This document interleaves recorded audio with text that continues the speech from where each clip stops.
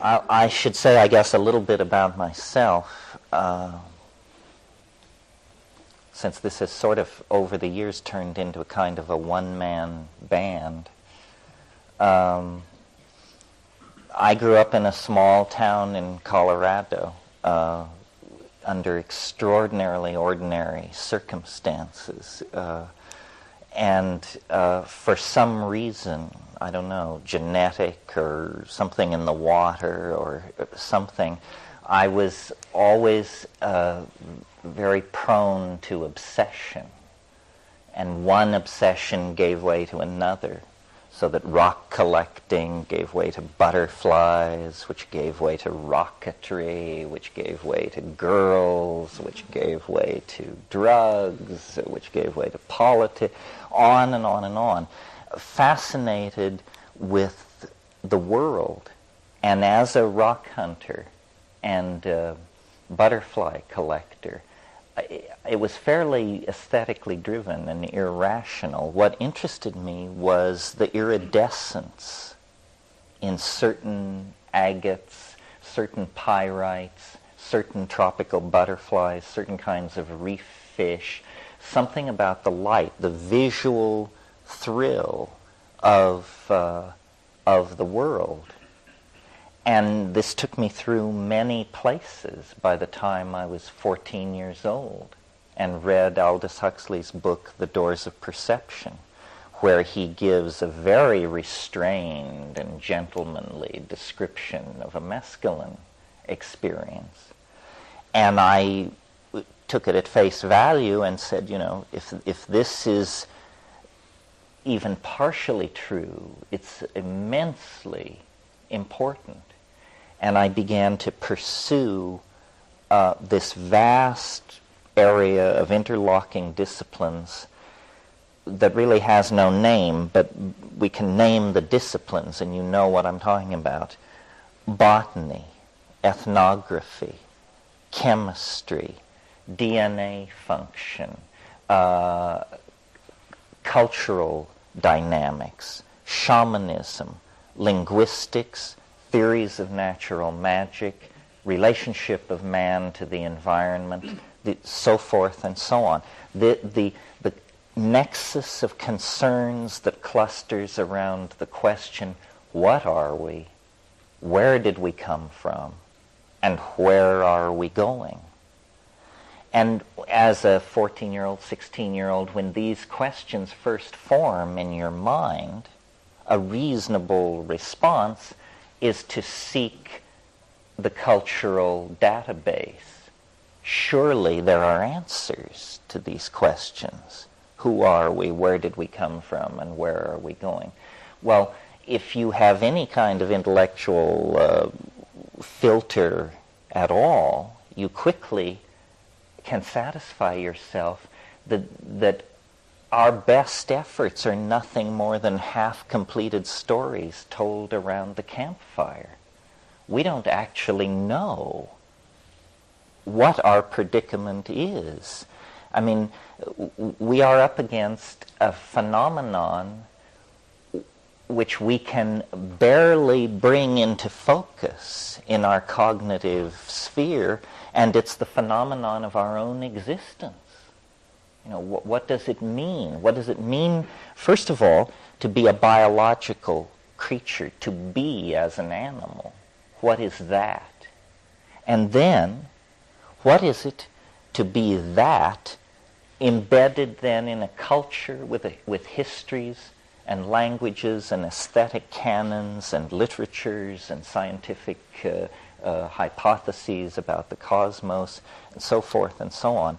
And my personal journey, if you want to put it that way, lay through a successive series of, I almost said disappointments, but awakenings could be another word, as I realized that nobody has their finger on what's going on.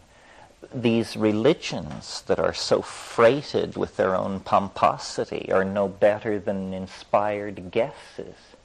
And science works its miracles by turning its enterprise into a kind of parlor game confined to the category matter and energy.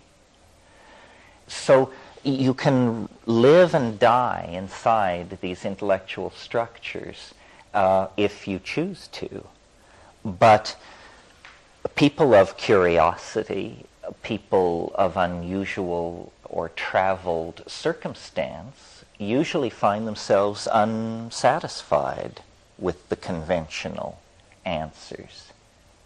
And then, on top of all that, you can add the fact that over the last 100 years, what has come into the toolbox of thinking Westerners is a whole array of consciousness-altering substances that were not there before. And they accelerate, accentuate the dissolution of sanctioned paradigms, basically. In other words, all these things you might cling to, Catholicism, democratic ideals, Hasidism, Marxism, Freudianism, all of these things are exposed as simply quaint cultural artifacts, painted masks and rattles assembled by people of good intent, but clearly not great grasp of the situation. Well, I thought that process of deconstruction of cultural reality would end in a kind of liberation of cynicism, where you become sort of really street smart. Nobody can put anything over on you. You've been there. You've done that. It turns out that existential phase, which I reached at about age 18, is itself simply a place along the way. And that persisting then with pushing into altered states of mind and alien cultures, I began to see that there was a landscape of meaning, but it was not the meaning that I had ever been told. And this was fairly shocking to me, because part of my intellectual journey had been through the psychology of Carl Jung. So I was very prepared for the idea that all dreams, all religious mythologies are seamlessly connected to each other under the surface. And liberalism takes the generous position that everybody has a piece of the action. The Buddhists understand something, the Taoists understand something, the Kabbalists understand something. I was getting a different message. I was getting the message that nobody understands anything, that the entire cultural enterprise is 180 degrees cockamamie to the truth, that we have it absolutely ass backwards, that to date the enterprise of thinking has moved us radically away from understanding anything. And over the years I've tried to make room for this alternative explanation. And I suppose this is the proper place in all this to make my standard disclaimer against squirreliness. There's a lot of squirreliness in this world, a rising tide of it. Some of it has been fomented not far from where we sit this evening. And I represent to myself, and I hope to convince you of this, radical ideas, innovative ideas, even peculiar ideas, but not loose or preposterous ideas. And it's sort of like, as Supreme Court Justice Douglas said of pornography, it's hard to define, but you know it when you see it. And that's So as sanctioned paradigms break down, science and religion, which certainly are breaking down, into that vacuum rushes an incredibly exotic menagerie of intellectual freakery of all sorts. And so what you have to call into being to deal with that situation are rules of evidence, tools for telling shit from shinola, in other words. And though what I will say here may sound peculiar, none of it is beyond the realm of testability. And none of it is riddled, I hope, with contradiction. So these weekends serve different functions for different people. Just in the course of doing what I've done with my scene, I know a lot about plants and anthropological use of psychoactives and chemistry and anecdotal stuff, and I'm very happy to share all that with you, right down to recipes and how to do it, because that's very important, to empower people's personal toolkits and technology. At first I had great enthusiasm for that part of the teaching process because I felt I was alone in trying to get people to take high doses of psychedelics and pay attention, that this was not a party experience. This was something at the edge of metaphysical profundity. It now appears that psychedelic exploration is alive and well, enshrined in the culture as a 3% minority to be tolerated approximately with the same level of toleration granted to advanced S&M practitioners. So that has been taken care of. And so what interests me more now is, for me, what all these years of psychedelic taking came to was a new model of how reality works, a new model of what the world is. And several people in Going Around the Circle referred to it tonight as the time wave, or talk about time and the I Ching. I represent remember when we were kids, or it still continues today, but there is a genre of cartoon of the bearded, corpulent man in the robe carrying a sign which says something, usually "the end is near and repent." Well, how a rationalist, a Platonist, and an admirer of all kinds of evidentiary veracity could find their way into that position, I don't know, but that is the position I'm in. I really am quite convinced, I wouldn't say 100%, but that what we are experiencing here at the end of the 20th century, which we call chaos or cultural speed up or globalization or just the concatenation of multiple social crises, is in fact something far more profound than a mere crisis in our politics or our management styles or something like that. That it is that the cultural world, the world of human culture and history, is reaching some kind of climax at the same moment that the biological evolutionary process, which has been working on this planet for 4 billion years, is also reaching a climax. And both of these simultaneous trajectories toward breakthrough are occurring in a yet larger context where the very laws of physics itself are undergoing some kind of a local phase shift or transformation. And I am completely aware of how nutty this sounds at first. I mean, any problem you have with this, I had in spades. First of all apocalyptic theory always centers on a moment not far in the future. There's never been any percentage in saying the Earth is going to end in 50,000 years. There's just no juice in that.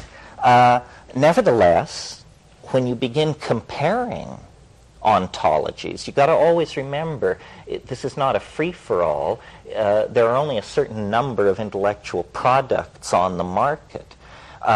What is science selling? Science is selling the idea that some time ago, for no reason, the Earth sprang from nothing in a single moment. Well, now, whatever you may think about that idea, notice that it's the limit case for credulity. Do you understand what I mean? I mean, whether it's true or not, it's the most outlandish explanation for reality possible for the human mind to conceive of. And that's step one with science. So, what does this do? What is the consequence of this scientific worldview? A progressive marginalization and de-emphasis on what it means to be a human being. Because the universe is enormous in space and time. Our galaxy is utterly ordinary, one of billions. Our star is utterly ordinary, one of trillions. Our planet is presumed to be of an ordinary type, and biology is presumed to be a necessary consequence of certain chemical regimes at certain temperatures, and on and on and on. So what you get then as the human role in this scientific scheme is virtually nothing more than to witness, to carry out certain measurements that cause the collapse of the state vector, and to witness. And the universe is an accident, and all subsequent processes are accidents, and we are an accident, and value is conferred, and meaning is an illusion of the naive, and on and on and on. This is the legacy of positivism, materialism, the thinking that has gone on in the last 200 years in Europe and now dominates the planet. The problem is that it runs completely counter to the primary datum, to use a philosophical buzzword, the primary datum. And what is the primary datum? It's the felt presence of immediate experience. In other words, being here now is the primary datum. And it doesn't tell you that this is a series of accidents, and that you are irrelevant, and that your pain is not pain, and that your hope is not hope. It tells you something else. It tells you this counts. Somehow it matters. I matter. My life matters, my family, culture, the human enterprise, this planet, its biota, this matters. It all matters. Meaning is intrinsic as a primary datum, and yet it's denied by the philosophy which rules this planet and sets its agenda. How this happened, we can talk about tomorrow. It's an interesting story of historical malapropisms and bad calls and lost opportunities and just bonehead stupidity at critical junctures. But this evening what I want to evoke for you is what are its consequences. We need a metaphor that can contain the demon of the future that we have conjured into being. Fine-tuning the institutions built by powdered-wigged guys 200 years ago is a long shot at holding the whole thing together. The world is entering into a phase of progressively more chaotic oscillation. this is not a consequence of what human beings have done. It's part of the dynamics of the human biological, geological matrix that represents the planet. Biology never stands still. It moved from the unicellular phase into the multicellular phase. It occupied all niches. It left the oceans. It occupied the land. It then entered into linguistic phase space. It entered into the domain of meaning, and there it erected conscious, reflecting societies and individuals. Now, through the catalytic interaction with technology, the human species is getting set to redefine itself. And these phase transitions are major. In the life of this planet, which is 4 billion years, we can probably look back to no more than half a dozen of these kinds of phase transitions. Well, now I want to return to a point, which was the unlikelihood of apocalyptic transformation in our own time, using a kind of reductionist argument that there is so much time and a life is so short that the odds that your life would fall on the golden moment is very slight. But that's not true if the dice are loaded. And the dice are loaded. This melting together of technology, this globalization of culture, this creation of an electromagnetic sea of information, these are phenomena that only happen in the terminal moments of the planetary breakthrough. History itself is the shockwave of eschatology. This is the slogan that I've been building to deliver to you. History is the shockwave of eschatology. If you don't know what eschatology is, it's a good old theological word. It means the final things, the last things.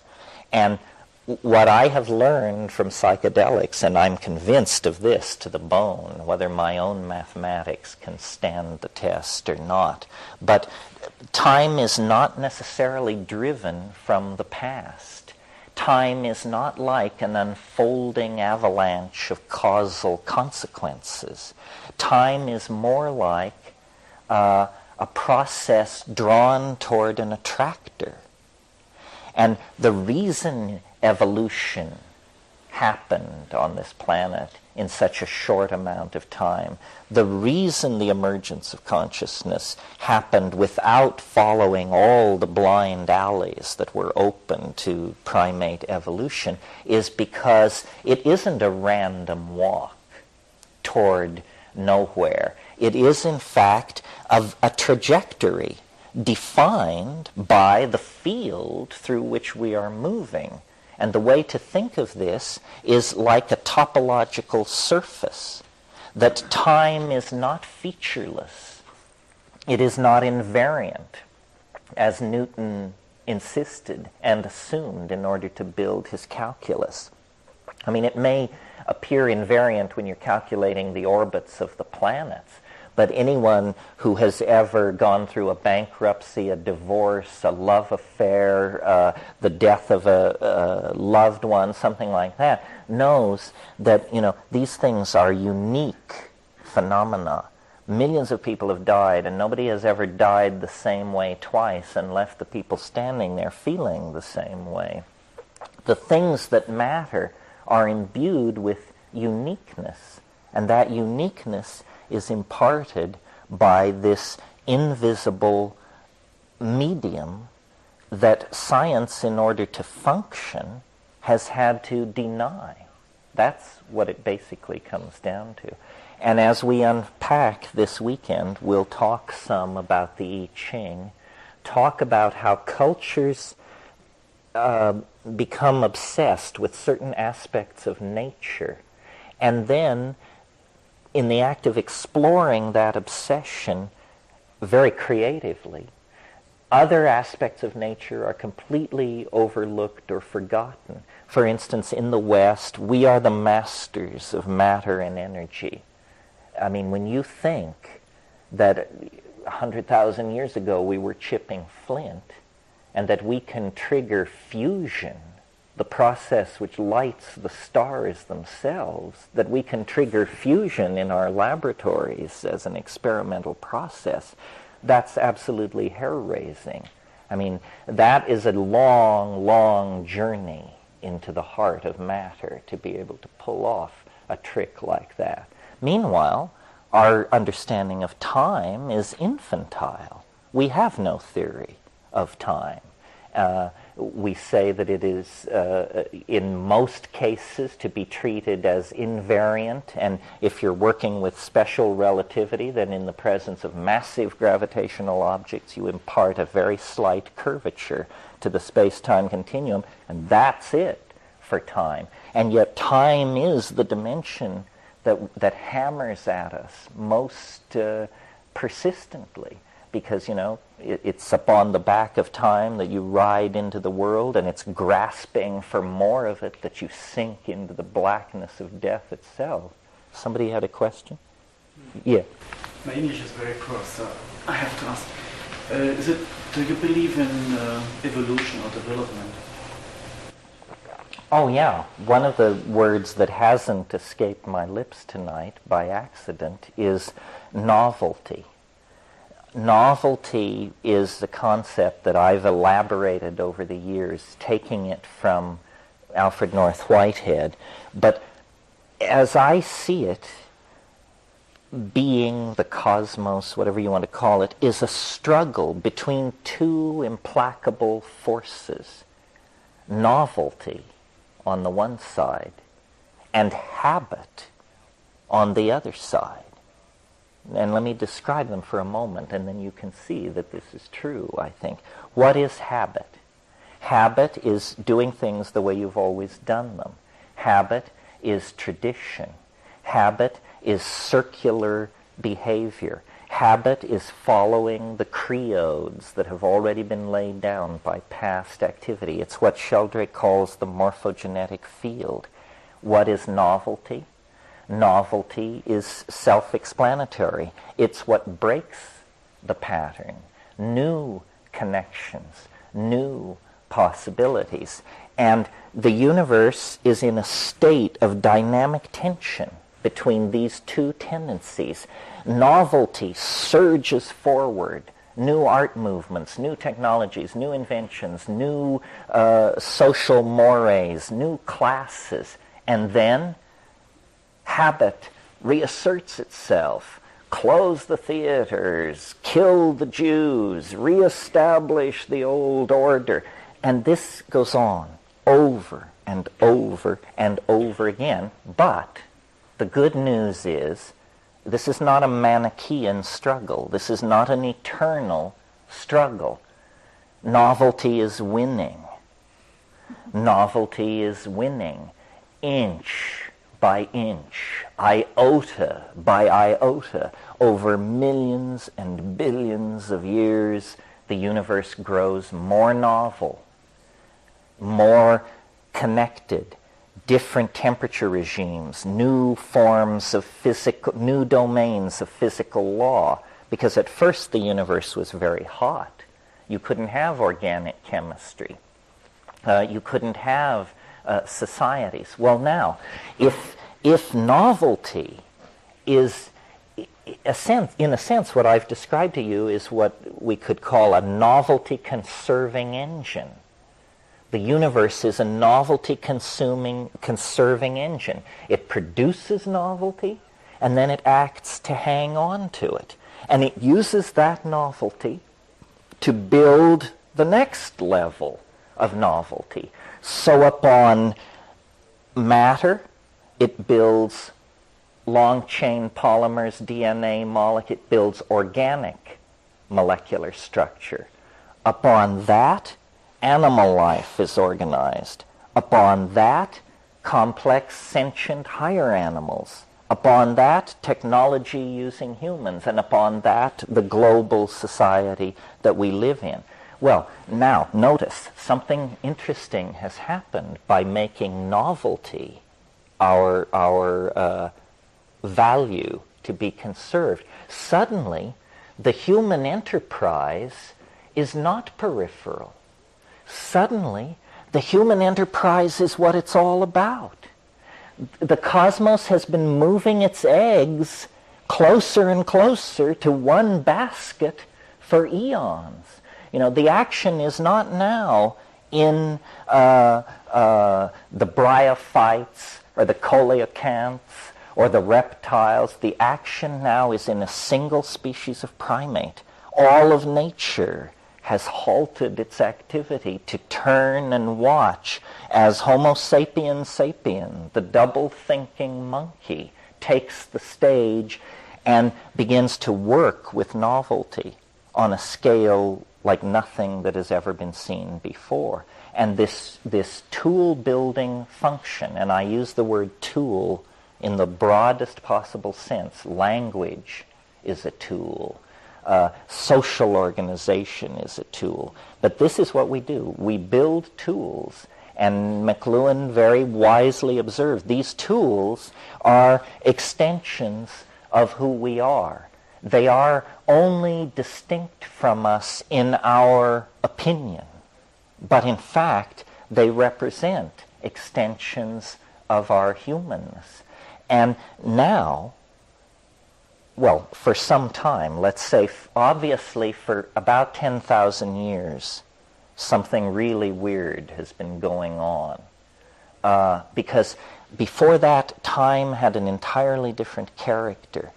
Even in an era when there were people using fire and practicing rituals and chipping stone, my God, the monotony of it. I mean, try to imagine 10,000 years where what happens is you go from flaking on one side to flaking on both sides, and this is hailed in the archaeological record as a staggering cultural advance.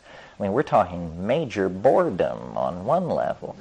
About 10,000 years ago, it began to quicken, and people moved into cities, and they began to elaborate specialized and social forms, so forth and so on. Well, then, about 100 years ago, this went through an order of magnitude of acceleration.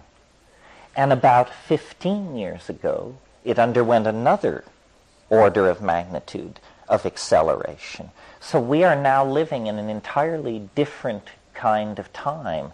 Our cultural toolkit is being replaced approximately every 18 months. There was a time when it was not replaced every 18,000 years. What do you mean our cultural toolkit? The tools by which we make our way into the world. For instance, in August, I was told, the earth has moved. Mosaic is the most powerful tool ever created for moving human minds around on the web. 3 weeks ago, I was told, junk mosaic, who needs it? Netscape is the most powerful tool ever created. And you play with Netscape and you compare it to Mosaic, and you have to admit, yep, it's better. Orders of magnitude better. But the rate at which these tools are being replaced is phenomenal. The other thing which is going on is that all kinds of specialties are making breakthroughs that are not being integrated to other specialties. The cultural enterprise is not being managed. It's out of control, which is good news, I think. Because if it were under control, it would probably be under the control of someone with plans not terribly pleasant for the rest of us.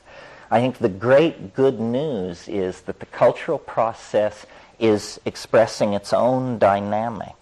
I'm absolutely phobic of conspiracy theory. I just think it's a silly way to think about reality. God help anybody who tries to seize control of this tiger, because, yeah.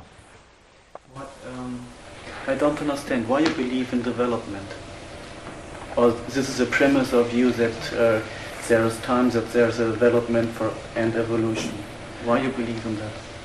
Well, because I think the historical record shows a progressive movement from simpler to more complex form. And then the question is, how does it happen? And there are different theories about that.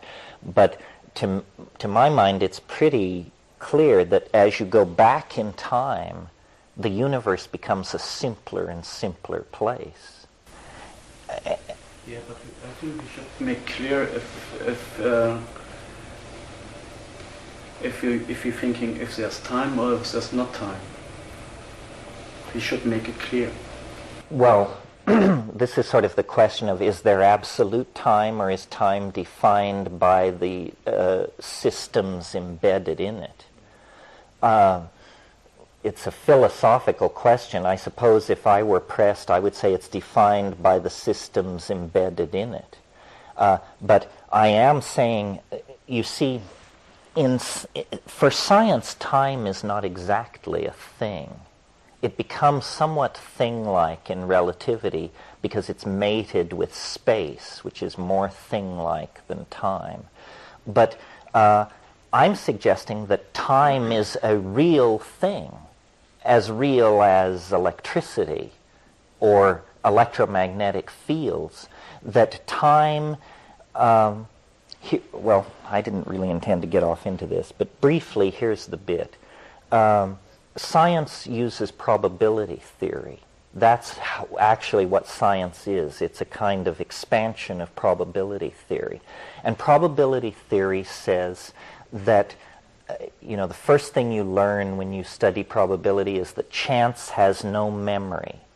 They drum this into you. So they say to you, if you flip a coin 50 times and it comes up heads 50 times, what are the odds it will come up heads the 51st time? And the correct answer in probability class is 50-50. The odds are always 50-50. But a gambler who had flipped that coin 50 times and seen it come up heads would bet heads and win, because there's something funny about that coin. If the odds were really 50-50 of a coin coming up heads or tails, then the most common outcome of a coin toss would be for the coin to land on its edge.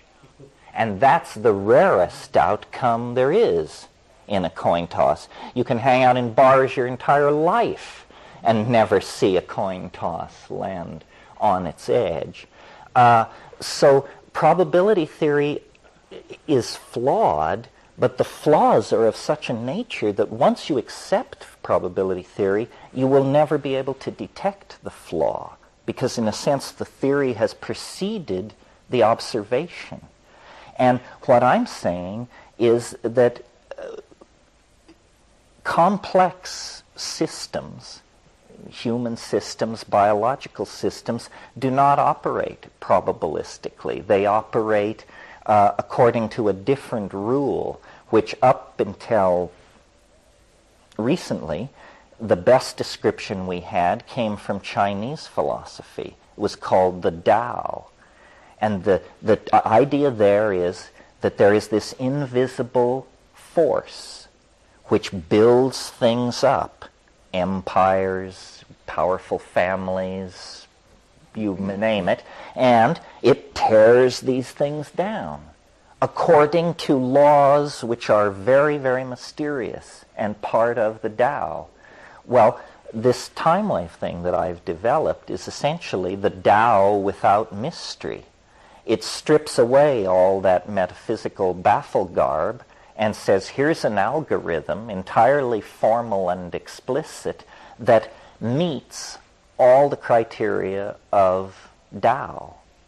And the point that I want to leave you with tonight is that the entertaining, you don't even have to accept these ideas, just the entertaining of these ideas is an empowering experience, because it places our historical era and each of us individually at a very critical juncture in the alchemical process of cosmic salvation, if you want to put it that way. In other words, a lot is riding on how this all comes out. Yeah.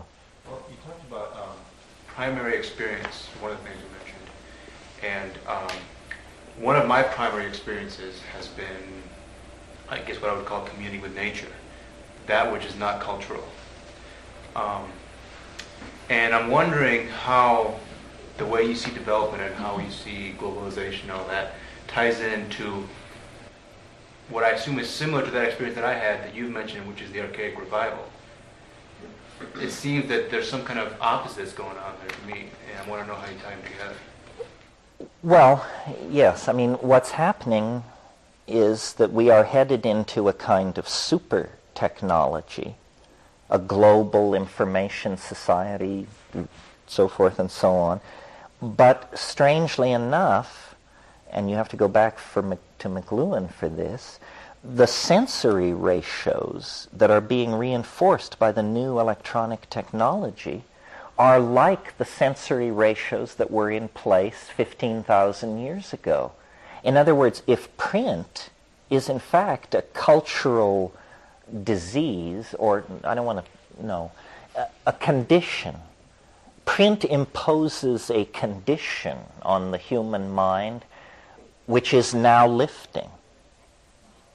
And as the cloud of print-created conditioning and institutions is lifted, we discover that we are not Victorian ladies and gentlemen, model citizens in the Jeffersonian state, but that we like to trance dance and mess around sexually and get down and dirty and all. In other words, there is an archaic impulse that comes into this as we reclaim our senses.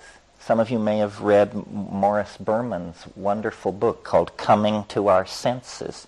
Well, I've never met Morris Berman, but I absolutely subscribe to everything said there. History was an incredibly damaging experience, and now it's over, in a sense. And we're like the victims of a very long and prolonged bombardment of some sort. And now it's over, and we can begin to pick up the pieces and say, well, what Christianity did to our sexuality, what monotheism did to our gender relationships, so forth and so on. Now we can fix all of this. But it takes it is this paradoxical enterprise of a neo-archaism taking place in a cyperdelic, hyper-global society. That's why body piercing, tattooing, trance dance, drug experience, drumming experiences, all of these things are, I take to be very healthy signs of this archaic impulse coming out in society. I mean, what was created by the era of the proper gentleman was, excellent table manners and genocide over most of the surface of the planet. However, all of these changes that are going on, each one must give way for the next. Like, we are never going to reach any kind of equilibrium between here and the concrescence, this point ahead of us, some 18 years in the future, where all these biological, cultural, and physical vectors move into phase and create a phase transition. Because, in a sense, history is being forced to repeat itself at an incredibly accelerated rate. And I mean this not as a metaphor, as is ordinarily said. I mean literally, that as we approach the omega point, there are a series of recursive reflections, almost like passing through shock waves, where we reiterate past historical episodes. Right now, I take us to be somewhere in the late 800s. Rome has fallen, And the hard claw of the Christian church is just about to close itself over our jugular for about 6 years or so. If you're of our persuasion, your best bet now is to probably move to Tartary till the Renaissance, which comes in 2004. The point being that we are living through a kind of mini dark age that is actually related to the dark ages that descended over Europe at the fall of Rome. We could not have one without the other.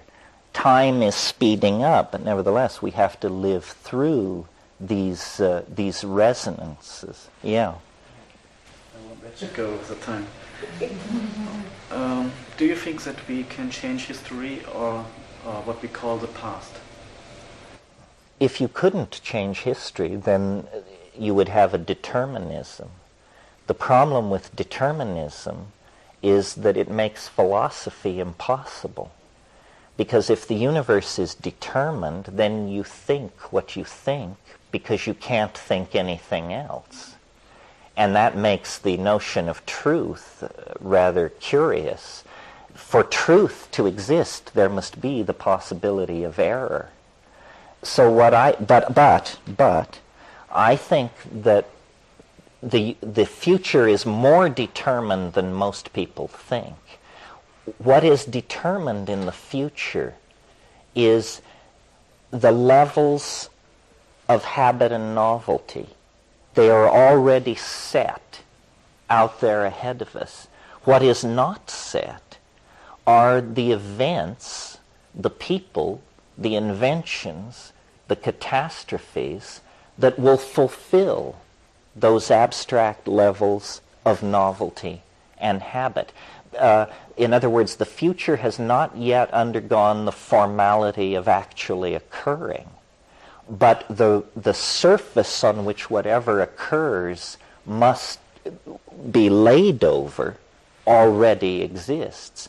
That's why when we look at the time wave, you'll see people say you're trying to predict the future. Not exactly. We're trying to predict where in the future the novelty should be expected. But we understand that you can never predict what the novelty will actually be. But if you could predict where to expect it, you could remove a lot of the anxiety from people's experience of the unfolding of history. Right now, history is an incredibly anxiety-producing process. I mean, people are just in despair over where we go from here. Yes? I might be getting a little ahead because I know you're going to talk about the time wave tomorrow night, but it occurred to me that when you devise the time wave, what it says is when, basically. What it says is when. Yes, it answers the when question. I've recently gone through a kind of funny change. I mean, this is more addressed to the people who are fairly familiar with this material, but we've put a huge amount of emphasis when we talk about the time wave into the end point, which will occur on December 22nd, 2012 AD. And we always discuss, what will happen at the end point and so forth and so on. But I've noticed that the curious thing about the time wave is that it will put itself out of business at that moment. That regardless of what happens then, the time wave will be, I hate to use the word, history at that point. So in a sense, we misuse the time wave if we stand around waiting for 2012, because where the time wave is useful is between here and there, because it gives us an accurate map of what I guarantee you is going to be the craziest 18 years this planet has ever seen. And if you don't have a map of some sort through what is about to begin to unpack itself on our doorstep, you will think that it's the last days, because I think everything that is presently in place will be swept away, and then whatever replaces that will be swept away. So part of what part of my motivation in all this is to put the time wave in front of people and say, look, it's worked for thousands and thousands of years, and it only has 18 years to go.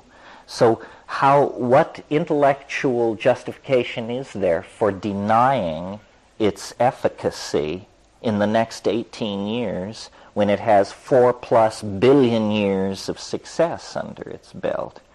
And, this will all be thrashed out in the cultural marketplace of ideas. And I'm completely convinced that best ideas win. Because novelty, God is betting on novelty. And so if you bet on novelty, you'll be carried along in that process, yeah. Am I correct that you predicted the Republican win the House? Well, I said it looked like a good time. Yeah. As far as the election is concerned, I don't know. Hawaii gives one a different perspective. I'm living out there now. Suddenly we all discovered that we were born-again Democrats just because they all got kicked out. Before that, a lot of time was spent lashing the Democratic Party as a bunch of jerks. I think probably both impulses were good. I think the election just proves that the world corporate state has made national governments irrelevant because, while everybody's yakking about the election, the real news is lowest unemployment in 4 years, continuous growth into, the 27th month. Lloyd Benson retired 3 days ago and said if he could write the numbers, they wouldn't be any different than the numbers he's able to retire on. The economists are going berserk. And I think that what has happened very quietly over the past 10 years with chaos theory and fractal mathematics and this sort of thing is that economics has come out of the woodshed. It is not voodoo anymore. And the world corporate state is running a very tight ship. And look at the changes that have gone on just in the past 5 years. Marxism has been liquidated. Apartheid has been liquidated. The people in the Middle East have been told to get their stupid act together.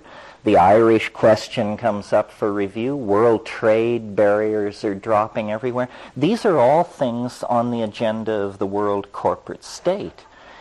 Because the world corporate state likes happy, well-paid consumers. War, an instrument of policy by nation states, it is abhorrent to the world corporate state because it busts up assets and requires reinvestment. So I think, if you have a United States senator threatening the life of the president, this tells you that these people are a bunch of irrelevant yahoos. It's like the Parliament of Tonga or something. It means they can get up and say anything they damn well please. The president doesn't matter. The Senate doesn't matter. None of it matters. It's a road show, and we're all incredibly focused on it. And why is that? Because an instrumentality of the world corporate state called the media makes very sure that we speak of nothing else. Meanwhile, in the background, large changes are being put in place. And I'm not doctrinaire on this. What we need to find out at this point is not what the Republican Party wants. We need to find out, what does the world corporate state believe? Is it simply a slash and burn operation, and we're going to peddle ourselves into toxic environmental chaos? Or are there smarter heads in there somewhere who realize that the whole thing has to be managed, otherwise it will turn on itself and be inoperable? But this is what happened a few hundred years ago. The church lost its steam, and nationalism arose with a whole new vision of the world and politics and polity and power, and now the world corporate state. And the most exciting thing going on at the moment, and to my mind extremely psychedelic, is the creation of the web and the net. This is potentially what can change the culture, and yet the web and the net is a wholly owned asset of the world corporate state. However, the net was created by a Cold War mentality and designed to be indestructible. That's why it is indestructible. Otherwise, they would have destroyed it. You may bet your bottom dollar. But in the era of thermonuclear warfare, they designed it to be indestructible, and now no one can stop it. And I'm in favor of all these runaway processes. I think wherever management is enslaved to ideology, human values are just stomped on. I mean, that's what happened with Marxism. It's what happens with piratical capitalism, so forth and so on. But I think the psychedelic position to take on all this is that it's one hell of a show. And, don't get your heart set on anybody, because they'll be swept away as fast as you can say Jack Robinson. We are not going right or left or any place so conventional. Processes have been set in motion that no political theory can come to terms with, I think. Well, we could go. Last question? Yeah, last question. You went past it a little bit. So what is your theory? Is it the chaos or a smarter minds? Oh, I think probably there's a real war going on inside the world corporate state, that it hasn't actually gotten itself together yet. Victory came with unexpected swiftness, and very few people, even inside the Fortune 500 or the World Bank or the IMF, actually understand the degree to which the corporate mentality is now in charge of the planet. I imagine that what it is it's a struggle between dinosaurs and a more ecologically recycle-minded kind of mentality. I'm not a Marxist, but I know enough of Marx to know that in classical capitalistic theory, you can't have capitalism unless you have unlimited exploitable natural resources. And, 15 years ago, I would have said capitalism's salvation is space-based resources. Apparently, the people who manage the money decided not to put money into that, and now there is no infrastructure for the delivery of space-based resources. So apparently, we're going to try what is called closed cycle capitalism.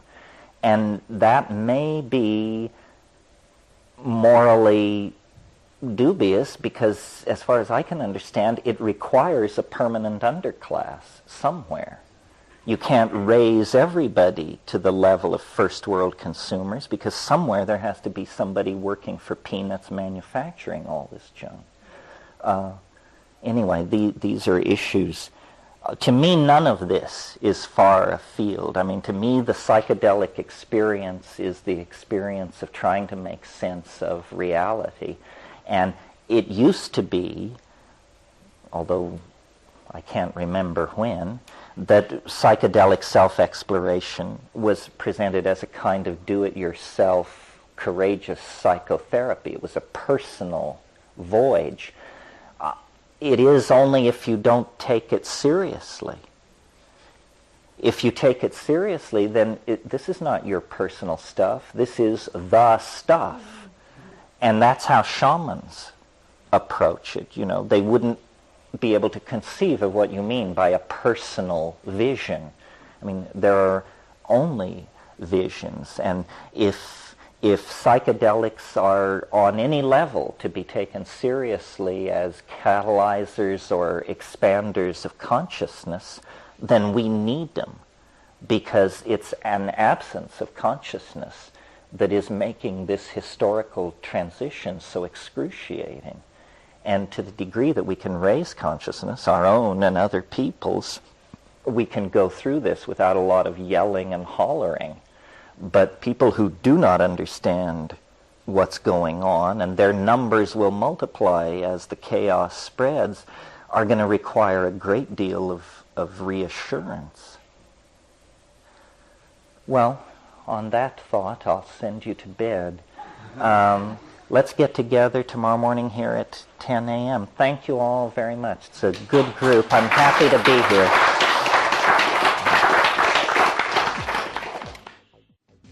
I'm not very keen on the whole abduction shtick.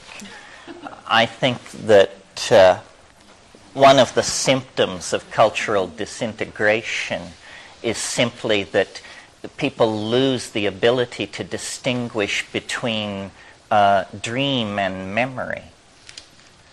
And that somehow one's past, one's real past and one's dream past, simply become one's past. And then, under certain circumstances, what was basically dream material is presented as reality. Just because you have a nut theory, it doesn't mean that you agree with other nut theories. In fact, it often makes you very hostile to them. After all, there's a limited pool there that we're all... My idea with psychedelics throughout my whole career with them was that the purpose was to go out into mind space and hunt ideas and bring something back to show the folks around the campfire, something that would astonish and amaze us all. Well, it's a narrow keyhole, the mind. You can't bring back a flower like the time traveler does in Wells' story. So I found the only thing I could bring back, not being graphically endowed, was ideas. It's a very mysterious business, the revelation of to mind of the world. Since the last time I talked to any audience, I finally understood an argument of my enemies that I had never understood before. Enemies in the friendly, collegial, ideological sense. In other words, enemies. The countervailing theory to the evolution of consciousness, how it came to be so rapidly, as opposed to the idea that it was stimulated by psychedelic compounds in the early human diet, was, and I've ridiculed this idea to you before, the idea that human beings throw things. And because we were small and weak and we hunted very large animals, we learned to hurl rocks with great accuracy. And that this is a behavior not observed in the animal world. I mean, monkeys hurl feces in a generally downward direction to indicate displeasure, but their aim is lousy, which is a very fortunate thing if you're an Amazon explorer. But human beings can hit with considerable force an object up to 120 feet away. And evolutionary biologists have fastened on this as requiring so much coordination of neural material that there would be enough left over to invent Western civilization and explore the planets once you had this thing down. Well, it always seemed somewhat preposterous to me. And I pointed out that it would make the big league baseball pitcher the paradigm of evolutionary accomplishment in the human world if that standard were accepted. But now I understand the argument a little better. And it's slightly deeper than I thought, because here's what they were trying to say the first time. It isn't this neural coordination which is going on is really about planning. That it is an extraordinary thing to look at a rock in your hand and to make the calculation into the forward vector of the future. Aha, if I hurl back and impart a certain energy in a certain direction with a certain intensity, this thing will follow a path through space and will land somewhere with benign consequences to me and my side. And it's the key concept in here is plan. This is a plan. And animals don't do this. There are no plans in the animal world. Their consciousness is of the moment and doesn't involve this complex triangulation out of the moment toward future consequences in quite this way. Because you see, what happens when you let go of the rock is that you can no longer control it. It isn't like hunting or beating something to death with a stick where the strategy is being readjusted moment to moment. No, once the projectile is released from your hand, that's all the planning you get to do. So it represents a concrescence of intent. And this building toward the concrescence of intent, this plan making, then is the tiny flutter of the butterfly's wing that ripples out through the chaotic universe, and the next thing you know, the kings of Babylon are issuing their codes of law, and slaves under the lash are erecting cities, and the stars are being brought into a mathematical model, so forth and so on. Well, I just wanted to mention that I'm also working on a second book at the moment where we're going to go back into the psilocybin theory of the origin of consciousness and actually attempt to make a case that will demand attack. In other words, to actually marshal all of the anatomical, paleontological, primate data, because the more we research, the more it appears true that by looking at the psychedelics, in fact, they become a kind of key to understanding the entire phenomenon of human emergence by looking at the larger issue of food as an environmental dimension.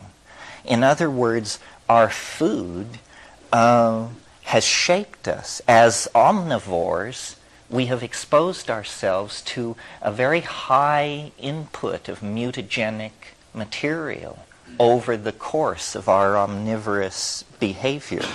And this has accelerated the rate of mutation in our species. This is why there are so many cancers. Those cancers are maladaptive mutations. Most mutations are non-productive. But by being a creature of the jungle canopy, who underwent a forced migration to an entirely different nutritional environment, the grassland, we opened ourselves up to this mutagenic influence. And it's only the spectacular effect of the psychoactive compounds impacting on neural organization, cognition, and social organization that I focused on originally. But now the realization is beginning to ripple out through the evolutionary community that yes, this is the hidden factor, the mutagenic diet and the forced shift in environment. There are also ideologically unexpected twists and turns in all this. I've recently met a very interesting person. He's going to be my co-author on this evolution book, Philippe de Vaugelet. Some of you may know him. And he is a lover of animals. This guy has made a fortune in publishing books on reptile care. And if you have a broken iguana, he's the man to see.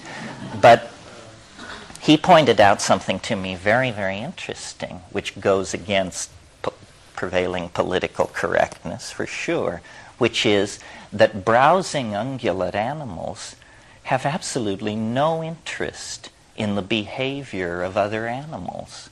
They couldn't give a hoot. Who's interested in the behavior of other animals are hunting animals. And that in order to successfully hunt an animal, you must, in a sense, be able to become it. You must be able to transfer your consciousness into it and imagine its motivations, its behaviors, so forth and so on.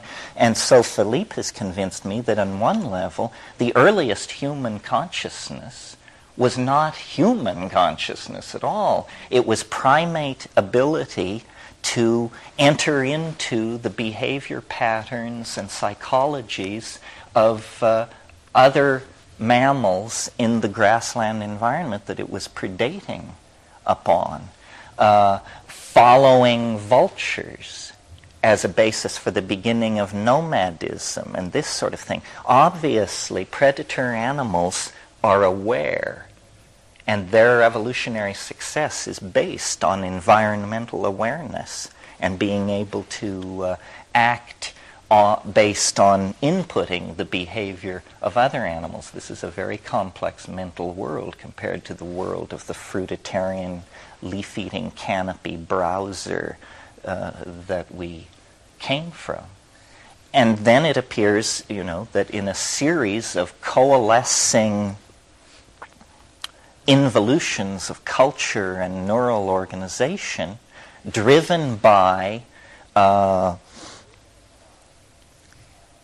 the spatial coincidence of human beings, cattle, mushrooms, our original primate programming was restructured. And I've talked a great deal about this. I think this is the key to understanding at least our sexual politics. All primates have what are called dominance hierarchies. And this is where the hard-bodied, sharp-fanged males, young males, arrange everybody else to suit themselves. The elderly, the sexually available females, the young, homosexuals, the sick, everybody gets told where to stand and what to do. This is how primates operate. This is how we operate. However, I think that for a long period in human beings, this was interrupted by nutritional factors and drug factors in the environment. That in a sense, a human society that is using psilocybin on even a lunar cycle of use is suppressing the ordinary pattern of male dominance, hierarchical dominance. It's not genetically touching it. It's still there, but in the same way that if you give a population of aggressive people a lot of opium, aggression disappears. If you give a population of people a kind of psychedelic boundary-dissolving aphrodisiac that promotes group bonding and erodes monogamy and so forth, then you get a different social ambiance than if that weren't present. And I think the secret to understanding our curious relationship to the angelic and animal worlds has to do with the fact that under the influence of this hormone/enzyme, which was suppressing ordinary patterns of male dominance, consciousness underwent an extraordinary series of bifurcations. And language, theater, poetry, magic, religion, dance, music, ethical values, altruism, everything emerged, sometime between 35,000 and 10,000 years ago, the Paleolithic, the pre-agricultural era, an extraordinary period of novelty being expressed and conserved in the biological world.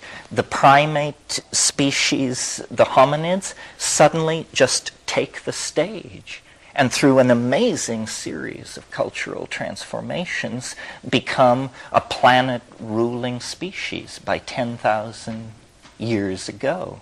And then, not content with that, the process doesn't slow down, it accelerates. And this has to do with the fact that we have somehow created, through language, a kind of adaptive strategy that is so flexible that, unlike most adaptive strategies, which sooner or later run into a blind box canyon and are just simply trapped there, butting their heads against the wall, you see it everywhere, the mussels down on the rocks, and most evolutionary developmental lines are dead ends. But somehow we broke free of that by ceasing to be defined by the physical body, which is the stuff upon which evolution works, and placing between ourselves and our environment a new thing called culture. We began to mediate evolution. Evolution says the infirm, the idiot, the lame must die. Culture says we have different values about this. Maybe yes, maybe no, but we will decide. Evolution says, you must be a scattered species, nomadic, and moving across the surface of the planet like an animal. Culture says, no, we have strategies for food sequestration and common defense, and we will build cities, and so forth and so on. And so, since about, pick a number, 10,000 years ago, evolution has not been the dominating factor, biological evolution. Instead, there is something else, which the word epigenetic has been suggested, meaning change not driven by genes. Our genes are the same. If you were to be with a group of people active 10 to 15,000 years ago, they would look and just like you and I. We haven't changed that much. We've mixed the genes, but we haven't particularly added new ones or lost genes. But in the epigenetic realm, how many languages have been generated over the past 10,000 years? How many world religions have come and gone? How many systems of government? How many theories of polity and society? We just furiously cast these things off. And beginning about 500 years ago, this phenomenon was embraced as a permanent aspect of human existence in Western Europe, and the concept of progress became enshrined. And progress is the idea that this process must go on, be extended, and accelerated everywhere. And now it seems to be happening. I think, and as a consequence of this acceleration of process, all the contradictions in the old system, and I mean reaching back to Egypt, all the contradictions in the old system are now on the surface. And because I believe psychedelics are a kind of higher dimensional sectioning of reality, I think they give the kind of stereoscopic vision necessary to hold the entire hologram of what's happening in your mind. The old paradigm is gone. I mean, we can talk about how different parts of it died. You know, maybe not everybody knows the story of how physics, the paradigmatic science of reason, turned into a place where nothing makes any sense at all, you know, and where stories are told so wild that a surrealist painter would flee from the gathering just shaking his head. That's physics. The very bedrock of the whole Western shtick has turned into a place of utter psychedelic contradiction and chaos. And the news hasn't reached biology and psychology. They're still operating under different paradigms. But what is keeping science alive at this point is the fact that it is able to whore itself to the marketplace. But in terms of the old program, which was providing some kind of metaphysical recitation of the nature of the universe, it's pretty clearly out of reach at this point. I mean, the universe has been discovered to be stranger than you can suppose. And what this means to the troops, which is you and me, the citizens of these linear, print-created, scientism-ruled, democratic, industrial states, what it means to us is that you get your mind back. They have no need of it anymore. It's actually become a burden to them. I mean, yes, they struggled like hell to take it, but then they discovered that it really wasn't worth all that much anyhow. The great thing about living in the twilight of an imperial decline is the permission that exists. You know, incredible resources lay before us, and very few people are looking over your shoulder and telling you what to do. I mean, the fact that this community has been able to persist and exist, I mean, this is the Orphic community. This is the tradition of descent, ecstasis, sexual ambiguity, so forth and so on, that reaches right back to Chalcolithic Greece and beyond. And shamanism is about shape-shifting. Shamanism is about doing phenomenology with a toolkit that works. And no religion, no philosophy, I think, has ever gone very far down the road of understanding. Understanding is not really a collective enterprise. Understanding is an individual enterprise. And, you know, you can read Husserl and you can become a Hasid, or you can assimilate these group understandings that are forms of wisdom. But ultimately, those are platforms for intrepid exploration. And now, at the end, I think, of this entire enterprise, I mean, I don't know whether I'm changing or the world is changing or both, but it has gotten so rich recently that it's like an enormous meal at some over-reviewed restaurant where you just have to push yourself away and say, you know, the spectacle is endless and amazing, and apparently it's all going to come true. And my impulse is to distance myself from it all. I mean, it is... well,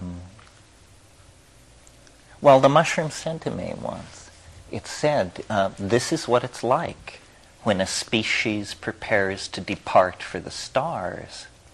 This is not unusual. I mean, the earth quakes, the oceans boil, the planet came into existence for this. All life for over 1 billion years has been pointed toward taking this step.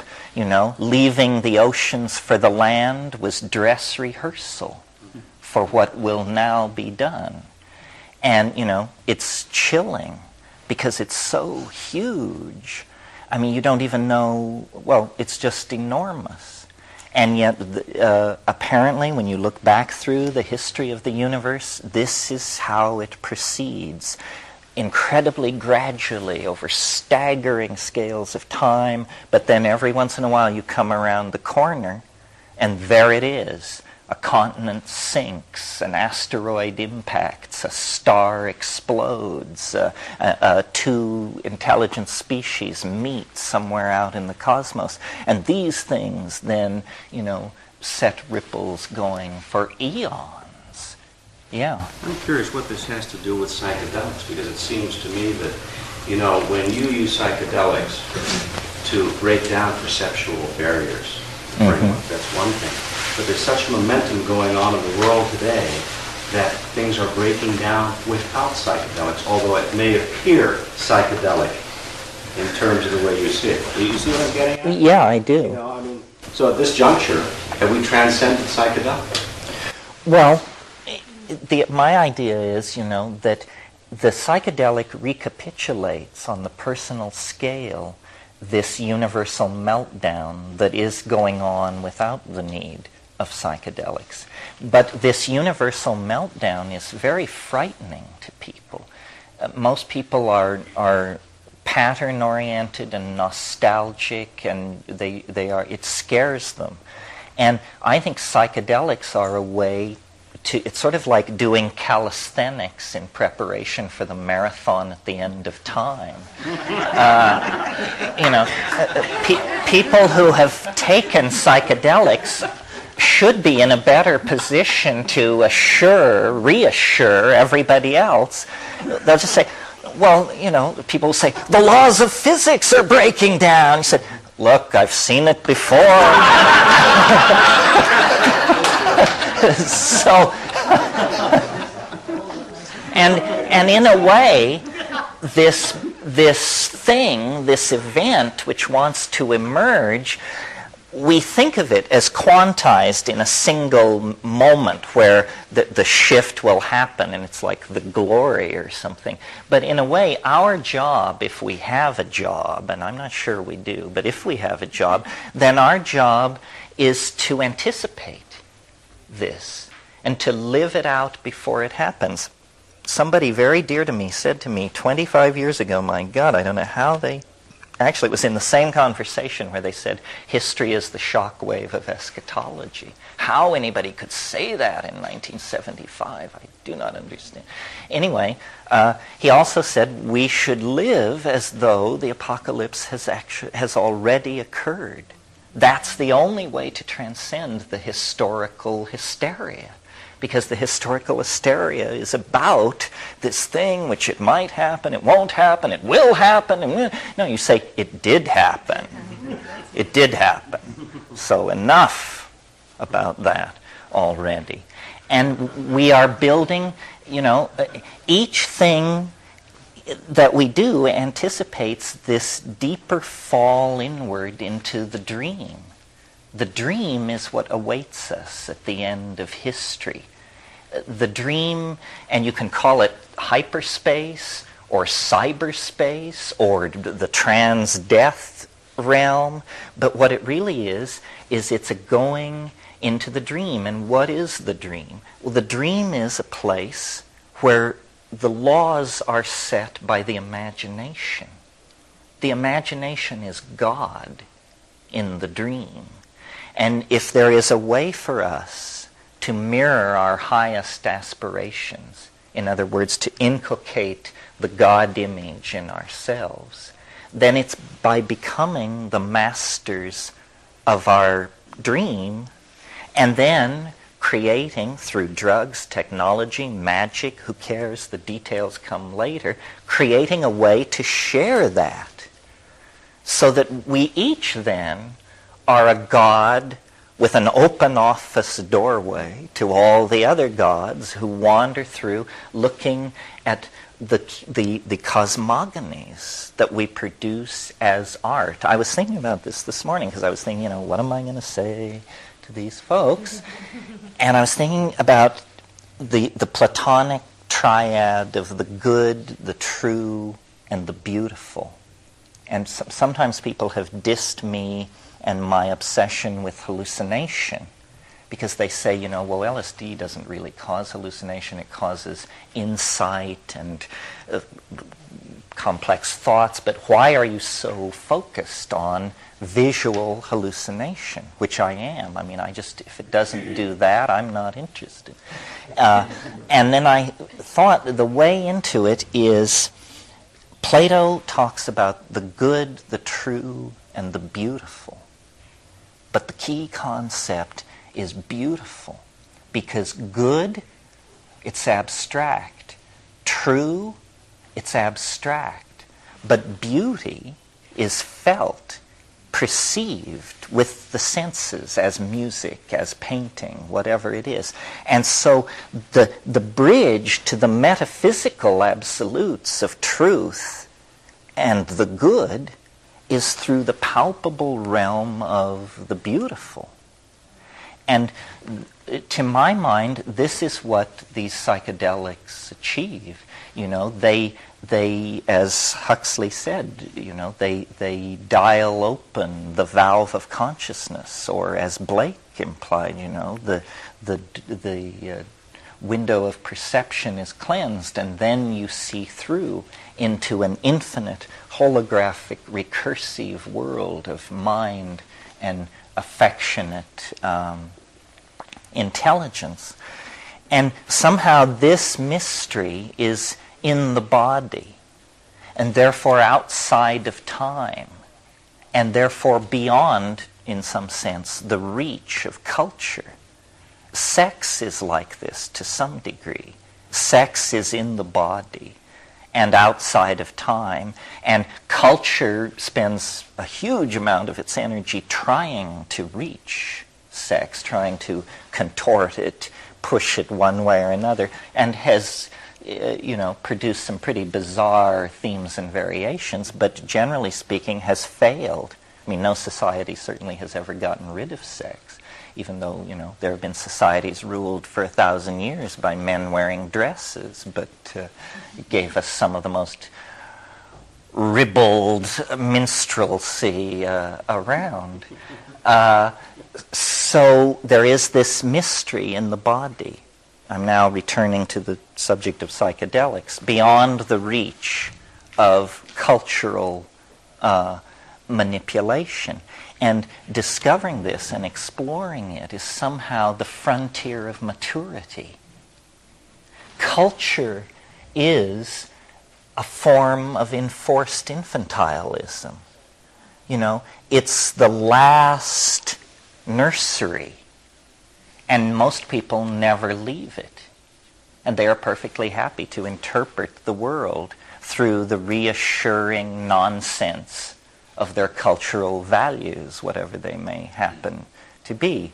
The reason psychedelics are so politically dynamite is because they cast doubt on this final cultural envelope of insulation.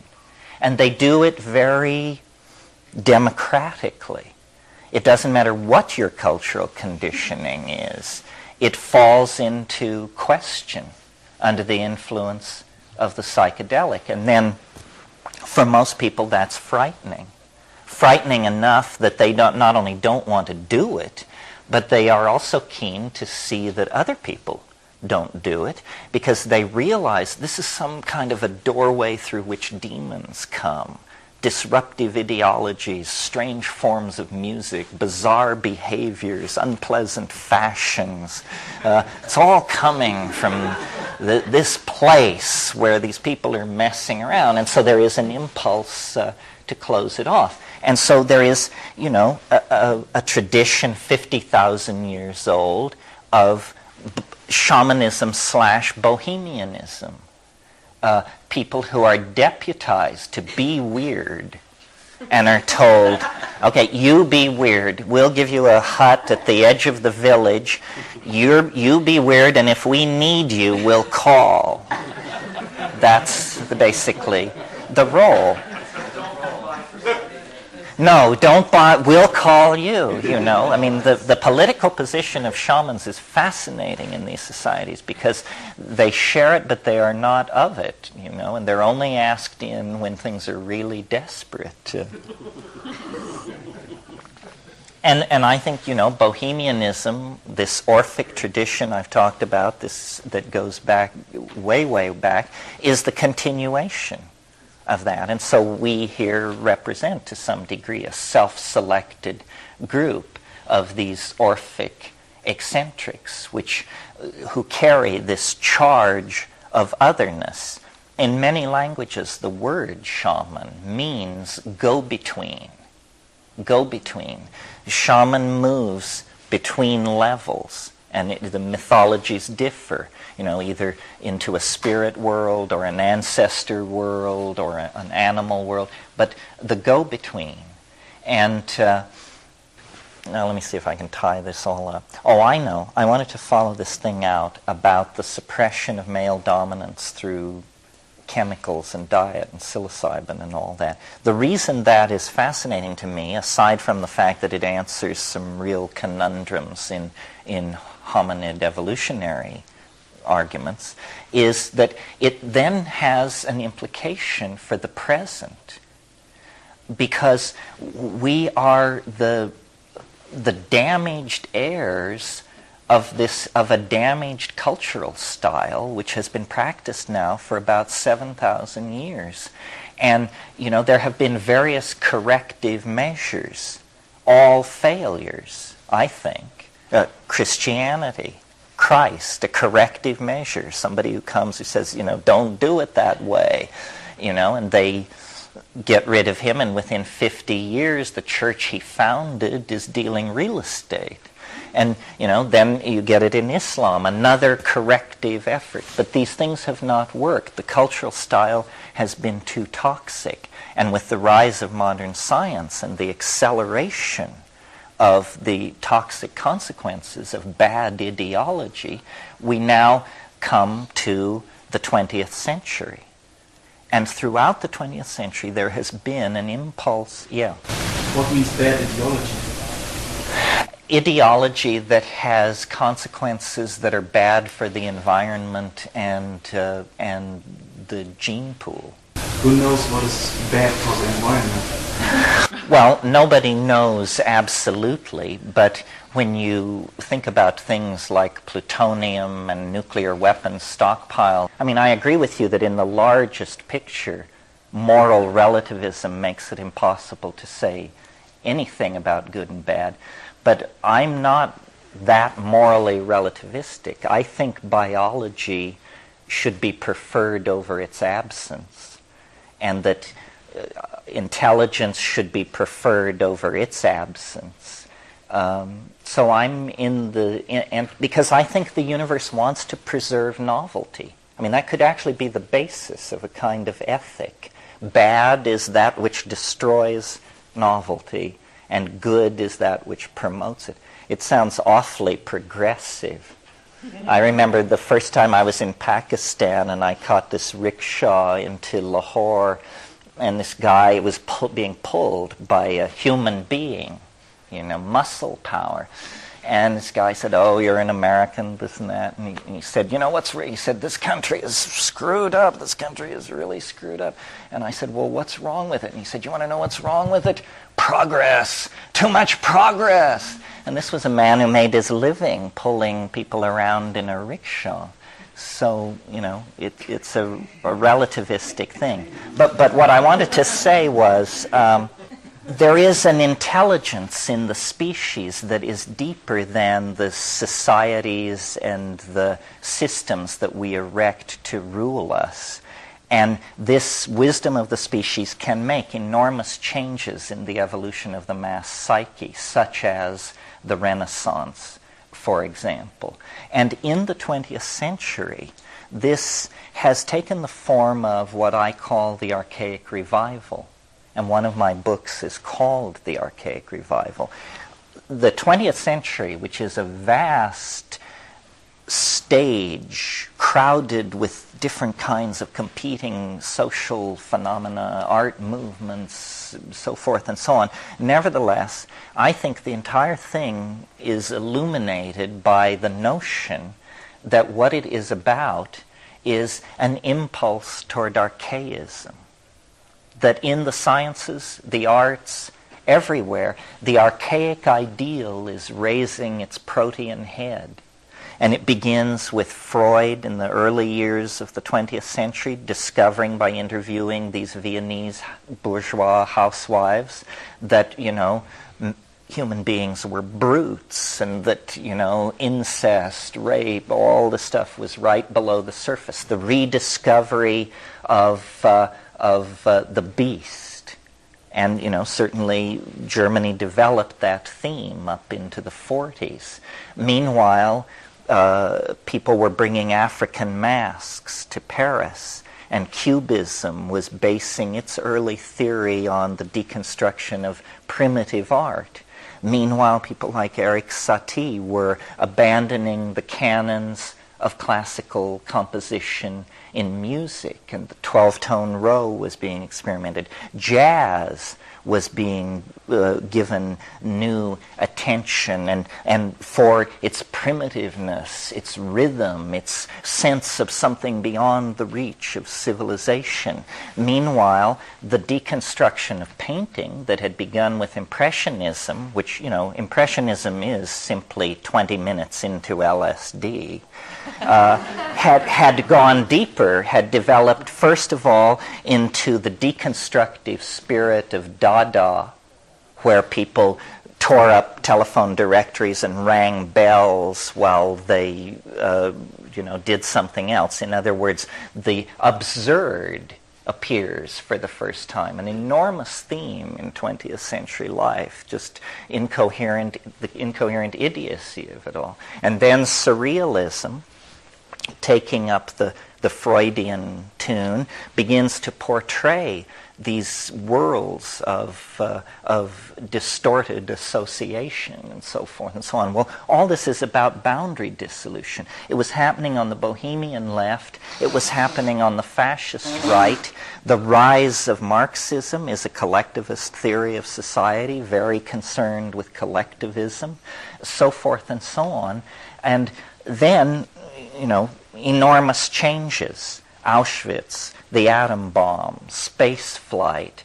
And now where we are is, for 10, 15 years, there has been this awareness that it is about direct experience of the numinous, and it's been hideously marketed and raped by the entrepreneurial instinct, and peddled back to us as dozens of New Age cults diced up and presented as different from each other. But the impulse toward this authentic dissolving experience is real. It was there in Theosophy. It was there in the Beats. It came up through the hippies. It survived the trivialization of the New Age. And it has now found its way into the youth culture, into rave and house music and that whole thing, and it's healthier than it ever was. Well, the central figure in all of this, when you get it down to the idea that a culture must have a culture hero, meaning a paradigmatic ideal to constellate around, the central figure, it has been realized, is the shaman, who is, this person of indeterminate depth. Everyone else has a determinable depth. They are the linear cardboard people walking around. But the shaman is of indeterminate depth. That's why that's the secret of Carlos Castaneda's magic. He creates a literary character that in any other culture would be deemed mythical, but because of our attitude toward the depth of the shaman, we can't tell. We can't tell. And we deputize this kind of depth in rock stars, in culture heroes of various sorts, and worshipped that for the past 20 years or so. Well, then slowly it has dawned that the position of worshiper is not the most satisfying position. The only position that satisfies is to be that thing. And then at that point you're at the psychedelic crossroads, I think, because you will either make a how can I put it? Well, a conservative decision and seek a guru of some sort and be lost in that, which is a whole shell game. Or you will simply cut through the human domain and make a pact with a plant, a substance, and then you will, at that moment, be at the threshold of your adulthood. That's leaving home. Home is culture. Home is this fabric of imaginary values that have been created and maintained by a pathological culture. And so, it's a personal thing, ultimately. Very controversial, not easy to do. And then once done, it has to be integrated, dealt with, thought about. And that, as far as I can tell, is a task that extends well beyond the yawning grave. When you talked about the dream, it reminded me of the Aboriginal culture, and that's kind of how they live their lives in the dream time. Is that what you're talking about, living in the dream, being in touch with? Yeah, to some degree. I don't know that much about Aboriginals. I'm interested. I read Bruce Chatwin's book, Songlines, and I found it absolutely fascinating. And if you want an example, I'll talk about it for a minute because it bears on something I'm very interested in. Part of the transformation that I think is going to happen to us lies in the way we deal with language neurologically. Because under the influence of psychedelics, especially short-acting tryptamines like DMT, you experience phenomena which seem to be transformations of the language modality. And I've described this stuff as visible language, that you can actually sing meaning into visible existence. And I've seen this on ayahuasca. This is what ayahuasca is about, the famous group states of mind that anthropologists talk about. What they really are three-dimensional acoustical sculptures that are made by groups of people who are loaded. And it's an extraordinary thing. It's an experience you can't have any other way. And it's not quite telepathy, or perhaps more than telepathy. And the key concept in communications is bandwidth. Bandwidth. The more bandwidth you have, the more detail, color, tone you can impart to your signal. Well, a very low bandwidth channel is the small mouth noise channel. This is about as primitive as it gets. Short of doing it in Morse code, doing it by voice is very, very, it's amazing that we understand each other at all.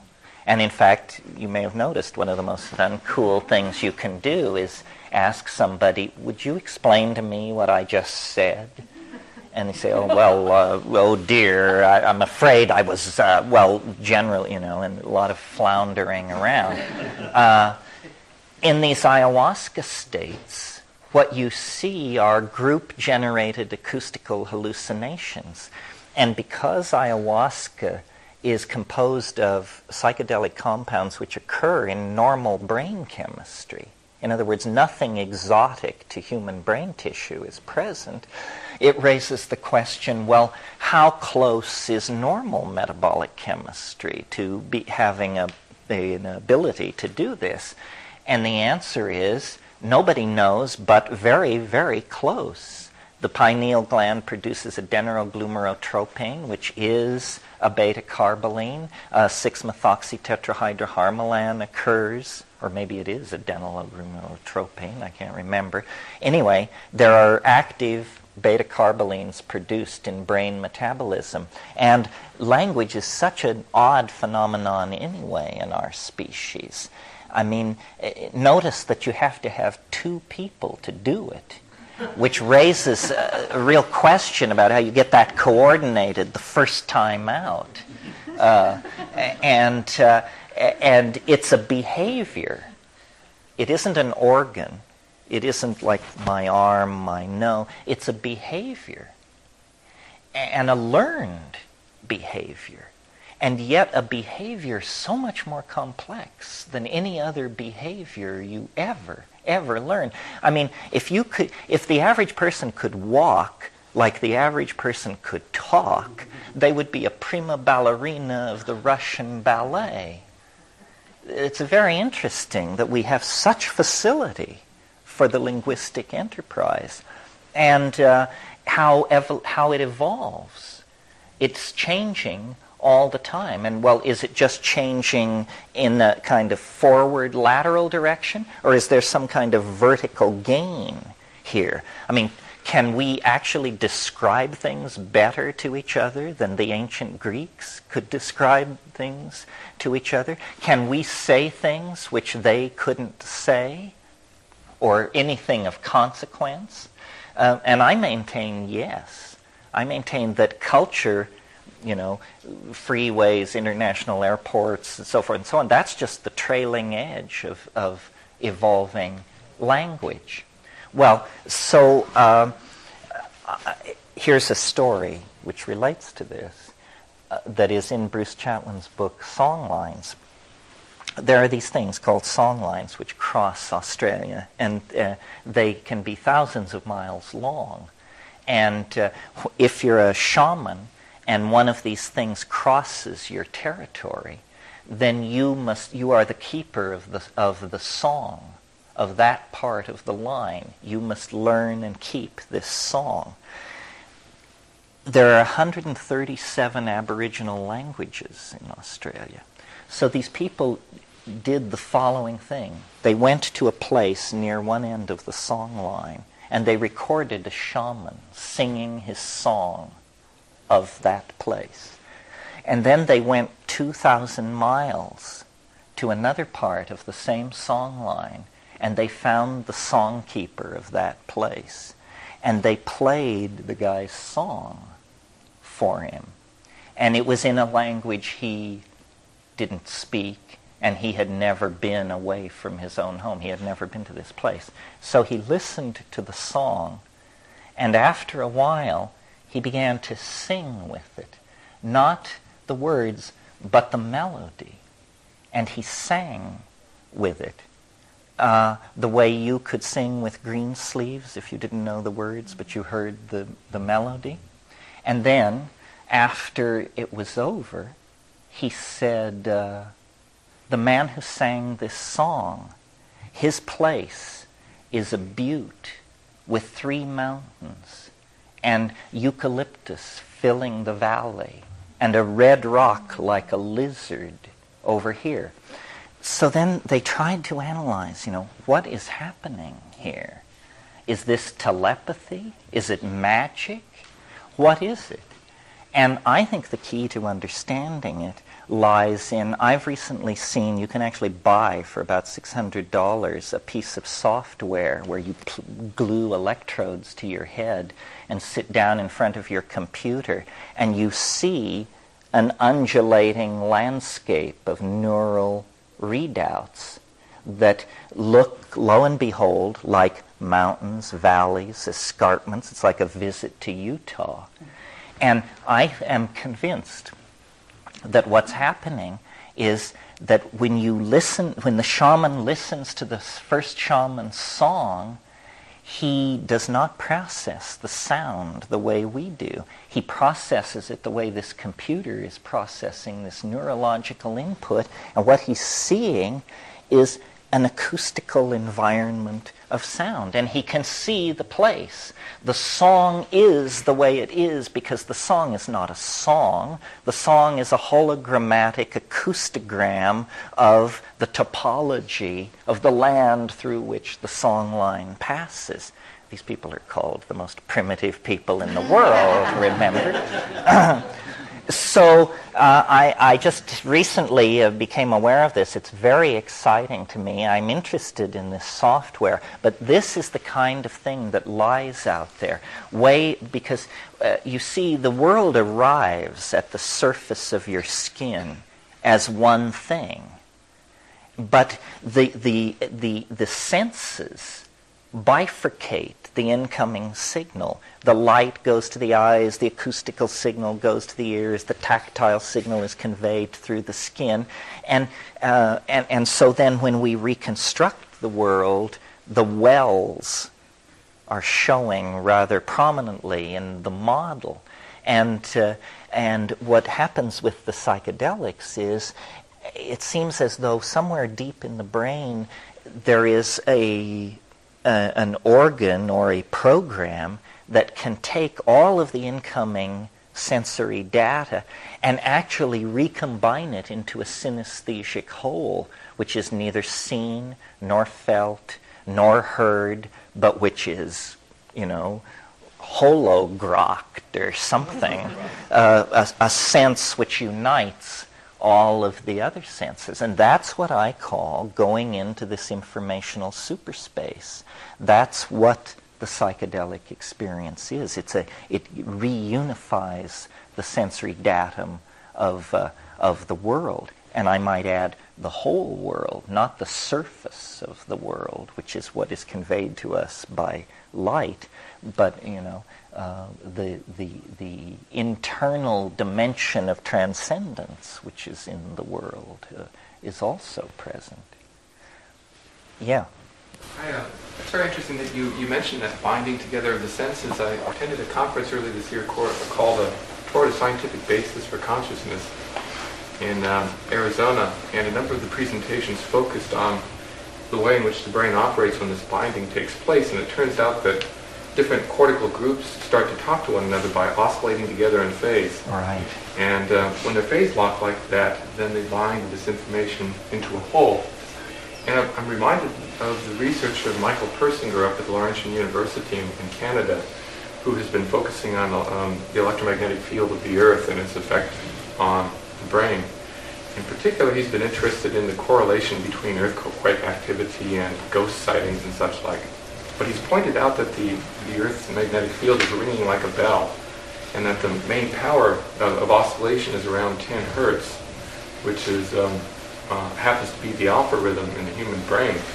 And he's postulated that in some cases brains can phase lock to the geomagnetic field, and that the geomagnetic field oscillations can serve as a kind of a carrier frequency to bind these cortical resonances basically together for brief periods of time, and has speculated that this might be the source for ESP-like activity. Are you familiar with that theory? Yeah, he wrote a wonderful book called Space-Time Transience and Unusual Events. He's been very creative with using the electromagnetic field as an explanation for all kinds of things, and I'm totally open-minded to that. His work is very interesting. It does seem to be true that along earthquake faults you do get piezoelectric buildup and release, and the world is full of bizarre phenomena. Some of you may have seen in Science News last week, for the first time they have confirmed these enormous blue and red lights above 75,000 feet in the atmosphere. Airline pilots have been seeing these things for years. There was no theory, nobody knew what they were. Now NASA dedicated an expedition, one of their aircraft, to looking at this, and they got thousands of images of these things, and it's an electrical phenomenon theory doesn't account for, and nobody knows what it means.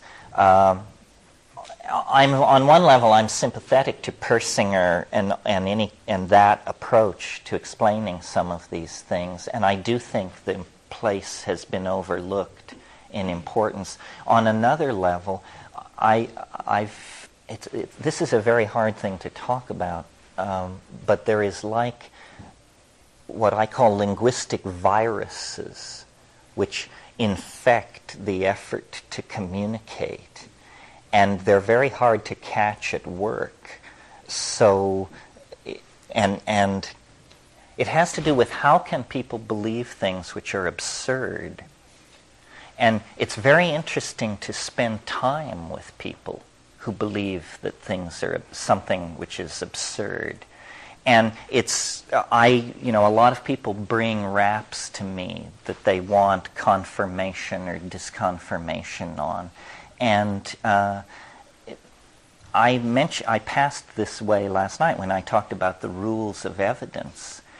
The standard of discourse has decayed to the point where it's very hard to get any kind of consensus about anything because most people participating don't know how the game is played. And linguistic viruses really are responsible for much more of reality than we suppose. I suppose I can't really talk about this without stepping on somebody's toes. So let me pick. Well, for example, crop circles. Crop circles are important, and what was going on at the England end was these things were absurd. I mean, you had only to see one to understand what was going on, and to see that a confluence of British eccentricity, ripe grain, a certain ambiance in the air was allowing these things to come into being, and then the media was fanning it into existence. Well, now, how does this work? Talking of coupled oscillators and Persinger and all that. Pardon me? Would you repeat that law? Oh, that the paranormal phenomenon has an impact in an inverse square relationship to the distance you are from the event. You see? Because here's how it works. The media is reporting the onrushing phenomenon of existence, stock markets, wars, diplomatic meetings, gangster killings, so forth and so on. Then something weird happens. Now, I have a job, you have a job, we note that something weird has happened. But it doesn't affect us. But scattered through the society, there are people who, when they open their paper and say, strange pattern in Wheatfield near Wiltshire, they look and say, aha, I knew it. This is what we've been waiting for. This is the sign. And they jump in their car and they drive to Wiltshire to look at the crop circle. And they get there first. Well, then comes the press. And they say, well, what is this? Say, well, the farmer doesn't know. And everybody's standing around. And finally, the weird person takes courage and says, well, actually, I've been studying a peculiar form of biological energy for some 30 years, and my theory, and you're off and running at that point. And so weirdness attracts weirdos, who then interpret the weirdness very weirdly, because they came with sharpened axes to grind, you see. And the crop circle thing was a test case for this. This is why I spend so much time on it. It did no credit to anybody. The occult just went sailing over the edge. And science hardly behaved any better, because there was this guy, if any of you are interested in this, there's a wonderful book called Around in Circles by Jim Schnabel that goes into all this. But there was a fellow named Terence who was a meteorologist. And when the first crop circles appeared, and the weirdos began talking about telluric forces, messages from Atlantis, and so forth and so on, he jumped into the fray and said, nonsense, nonsense. This is a meteorological phenomenon. In the warm days of summer, on the lee side of these certain kinds of hills, a kind of circular low-pressure wind can get going, and this is nothing to get excited about, and we've got the statistics and so forth and so on. And the press loved him. They loved him as much as the screwballs. And they would put him on, and first they would interview the mad people, and then Terence would come on and poo-poo it away. So that was the first year of the crop circles. The next year, the crop circles became considerably more elaborate, with arrows coming off of them and zigzags and so forth and so on. Bring Terence on to the scene. And he says, well, you know, the new field of dynamic instability indicates that the mathematical solutions to these breakdown states are very complicated and unusual patterns. And so then the next year, it was inconceivably complex, the crop circles. Meanwhile, you know, crop circle time is in the springtime. It's dead in the winter because the fields are empty. So Meaden had used the winter time to go to the Institute of Electrostatic Physics in Nagoya and came back full of talk about roving plasmic fields and this sort of thing. And armed with the roving plasmic fields, no crop circle was too bizarre to not be proclaimed the product of natural forces. And this went on. And finally, BBC Two, and you know, you can think about this what you like, but they made a crop circle in frustration with this whole thing. They made a crop circle. And among the crop circle cognoscenti, there are certain moves that are the favorite moves, that are the authenticating moves, the no human being could possibly do it moves. And so the BBC Two people made a very good crop circle. And they brought Terence out and said, you know, Terence, we've just spotted one over here, and we'll get you right to the scene before the tourists get there. And they toured with him, and he pointed out, you know, the distinguishing characteristics, no doubt about it. And then they sat him down in the center of this field, and they said, Terence, we made it. And, you know, it's a horrible thing, actually, to see a grown man cry. Because, you know, I mean, he is devastated. And then, you know, and this is just one of moments. You know, Rupert, my comrade in arms, Sheldrake, was one of the people who sponsored the contest that basically put the crop circles out of business, because the claims were fantastic, you know. No person could do this, so forth and so on. So what they did is they got farmers to donate 10-acre tracts of English corn, which is wheat, and for £50 you could enter.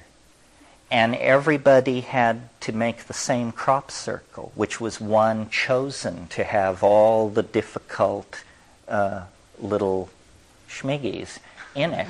And you could use no lights.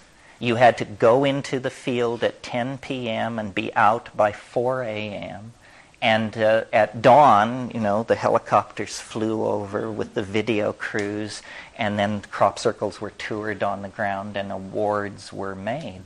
And this guy, Jim Schnabel, who wrote this book I mentioned, by himself, in total darkness, in 2.5 hours, made the winning entry. And it was a very close tie between him and a helicopter crew from a nearby air base who also made one. So, and yet, and this is to some degree the whole point of the story, and yet there are people whose eyes fill with tears when I do this rap because they haven't heard. And it will never die now, I'm convinced. It's an informational virus loose in the world, and crop circles will occasionally appear, and but it was really a breakout that was so predictable from the unconscious that it amazed me while it was going on how many friendships were strained over this thing. Isn't that kind of also a recapitulation of the history of the Catholic Church? And the fall of the Ming Dynasty. I believe.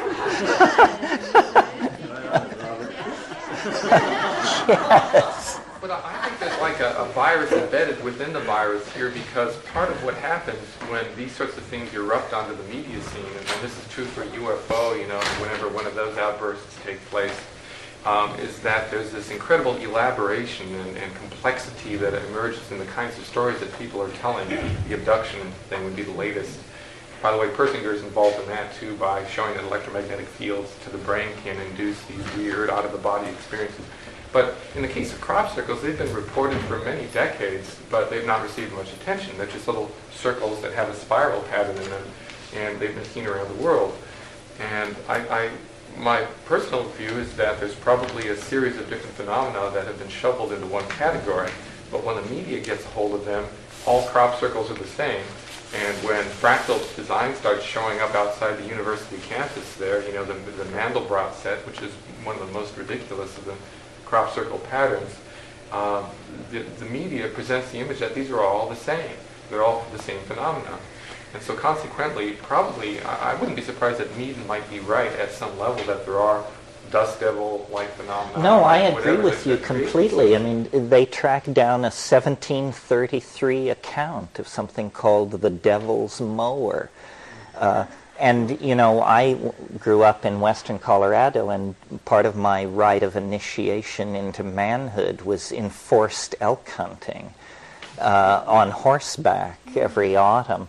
And we would come upon these places in the forest that had been whirled down.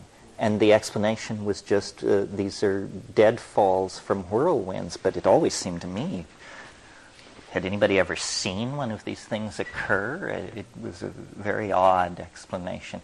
Yes, it's about informational distortion and decay. You're quite right. I went to a flying saucer convention against my better judgment.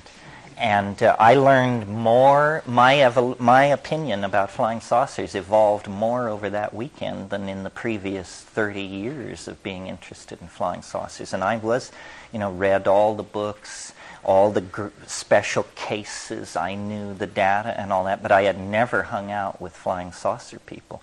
And it was so obviously a private Idaho that I just couldn't wait to get away. And I think, I don't know, there are two impulses in the human psyche, at least two in this case, and I just don't resonate with believers in anything. I get insulting to Buddhists, for God's sake. It's just something about their smugness and their whole bit that just brings, I just want to squash it. So you can imagine how I behave in the presence of Scientologists and the rest of it. Belief is it's a form of infantilism. There is no grounds for believing anything. And the flying saucer thing, I went to this conference imagining that what I would meet would be a whole bunch of really interesting, sincere people who wanted to discuss the phenomenon of unexplained things in the sky and contacting human beings. And what I found was booth after booth of people who had all the answers. All the answers. Learn how a nearby planet reduced crime by 500%. I got news for you. Not even God can reduce crime by 500%. Once you've reduced it 100%, you've got it. So I said, this was the quality of thinking that was going on. And then there were a lot of really scary people in brown leather shoes with thin smiles and cheap suits who were clearly third-rate, semi-retired intelligence hacks who were there to keep the flock headed in the right direction. And, people wanted to talk about experiments on human fetal tissue that go on in underground laboratories out in Arizona through the connivance of the CIA and the Palladian High Command. And you just think, I've got to call my broker. I'll get back to you on that. I mean, I don't know. To me, if you can't, it's an aesthetic thing. It's an aesthetic thing. I believe that great weirdness stalks the universe. That's not the issue with me. But it's not tacky. It is not tacky. And people who wear low-cut gowns with a lot of sequins on them and tiaras and pass out flying saucer-shaped business cards, that's tacky. And so it can't be so. I know this. I've never been wrong. If intelligence fails, aesthetics will pull you through. This is, and people don't like this part of me. I don't make it comfortable for other squirrels. I don't share the branch very generously. A place where I've gotten into lots of trouble is with the face on Mars. I mean, I just have not got enough unpleasant things to say about the face on Mars, everybody connected with it, the very idea. I mean, talk about something which should never have been let out of the box. That's it. I mean, the idea of a tchotchke 17 by 11 miles in size just gives me the heebie-jeebies. I don't want to know those aliens. They should go back where they came from and take their tchotchke with them. We need people who can build in light and balance planetary ecologies and do really cool things. Massive Earth-moving projects we've been there, we've done that. We never went to the moon either. Books will appear on these subjects. One of the interesting things about UFO experience, though, and the other kinds of phenomena that you're talking about is the potential for the manipulation of belief systems. And this is something Jacques Vallée talks about in his books, that there's a kind of a sinister undertone that the military is bringing people in who are UFO diehards and saying, look at these documents, we can prove that there's this majestic group, and then snatching them back, and the UFO enthusiasts go out and tell the world about it, and launch stories about aliens under the desert in Nevada collaborating with the military. And the newspapers pick it up. They're completely poo-pooed. Meanwhile, there's tests of a new spy plane called Project Aurora that travels 6 times the speed of sound, and it leaves this it's like a traveling blue ball of light that's clearly a UFO. And if anybody sees it traveling over the desert and picks up the phone and calls the paper, nobody will report it. They manage to... No, it's clear that those black projects, and Aurora is the one, is being run out there, and that's very exciting. I mean, a plane that can fly to orbit. Yeah. Terence, what is your opinion on the biosphere? Did you get into that at all, and John Allen and the whole stick there? I didn't. I knew those people in the early 80s. Yeah, I knew all of them. 83, 81 in the Amazon. They said they were headed for Mars. I don't know. They are derivative of J.G. Bennett's school of Gurdjieff. And I have a rule, which is I'm against any group that keeps secrets.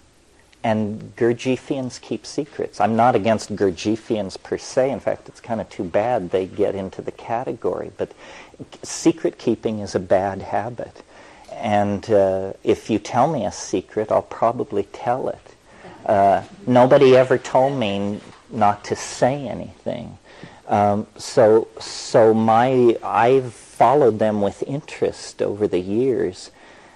It's too bad it's another thing led by a middle-aged white guy, but they seem to have the pull.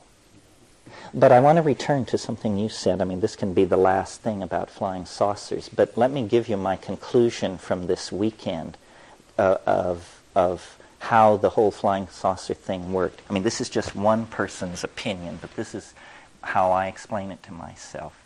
As you know, in 1947, the Rainier lights appeared, and if you that was the first big modern flying saucer sighting and set off the whole modern flying saucer phenomenon. Well, cast your mind back to the ambiance of 1947. The atom bomb was in 45, the defeat of Germany, the H-bomb was under development, Einstein was advising Truman. I mean, people were on the brink of things they could not understand. Nobody knew what the H-bomb really meant. What does it mean that we can do this? And they said, well, we don't know. Maybe the universe is monitored. And what we're doing is so outrageous that maybe it will bring those who do the monitoring. And then they began to get these reports of these things in the sky. And they said, my God, this must be it. And there were very high-level government secret commissions set up. And they began to study the flying saucers furiously. And they penetrated all those groups. And they penetrated this flying saucer thing from one end to the other. And I'm talking 47 to, say, 54. And they studied it, and they studied it, and Carl Jung was brought in, and all kinds of people were brought in. And at the end of that period, they concluded that what it was, they actually understood it. They concluded that it was the cosmic giggle. They concluded that it was that unreducible nub of nuttiness that haunts reality, and that it was not a threat to the security of North American air defenses. That was their question. Is this a military problem for us? And by 54 or so, they had decided whatever this is, a linguistic virus, a mass hallucination, of whatever it is not a problem for the military defense of North America. But they had spent millions infiltrating and completely taking over the weirdest group of screwballs you can imagine. The flying saucer, hardcore cultists. And they said, well, these people will believe anything. We know that because we've been to their meetings, we've read their publications. What should we do with them? Should we just withdraw all our agents and let them go back to whatever they were doing? And the answer was no. These people will become a pool for experiments in manipulation of information, control of belief systems, response to propaganda. A whole bunch of black box psychological and programming and informational kinds of research will be done on this pool of people because they're so weird. If they start telling their relatives that they're hearing voices in the head or something like that, their relatives and friends are just going to say, so what else is new? You've been talking like this for years. And I think it was kept like that right up until the present moment. But I think it's very low budget. This is not high priority for the CIA. They're sending, as I said, semi-retired guys in scuffed brown shoes who are definitely over the hill, but they shepherd the group along, and as you said, they release these outlandish documents and then they pull them back, and some guy comes forward and says it's all a fraud, and I know because I was on the inside and I was the one paid to tell you all these things, and then somebody else comes forward and says no, he's a walk-in and has an implant and it wasn't that way at all. And it's sort of like the JFK assassination. There is no bedrock there. There is no ground zero. And I find these things sort of spooky. I think it's bad mental hygiene to spend too much time with squirrels, and that They can infect you. yeah, you don't know, put down that groundhog, baby Elizabeth, you don't know where it's been. What is truth, Terence? Oh, that's an easier question. What one is sure of? Very little, I would think. Well, I'm getting ready to say nothing. I guess that's what it is. Everything is provisional. What I believe in is what I called, and I mentioned it last night, the felt presence of immediate experience, the primary datum. I'm very aware that everything else is a construct moving out from that. And so the primary datum is the first level of being. But to say I believe in it, in Western philosophy, Descartes, and that would be in 1625, said, cogito ergo sum, I think, therefore I am. And that seemed to make sense for 200 years. It was an effort to get back to the most basic statement you could make. I, the given, think, the datum of immediate experience. But then, the therefore is an enormous abyss of assumption that may have made sense to Descartes, but it does not make sense to modern people. I think what we can say is, I think. If you're not thinking, then you are no more than the onrush of your metabolism and not greatly different from your cat or your dog. Well, thinking, we're not making here a distinction between thinking and feeling. What I mean when I say thinking, or the felt presence of immediate experience, is more like what most people call feeling. It's the awareness of being, in its most simple sense. Now, then there is this curious congruency, which is not well understood by anybody, between mathematics and nature. So we have now a couple more things to play with.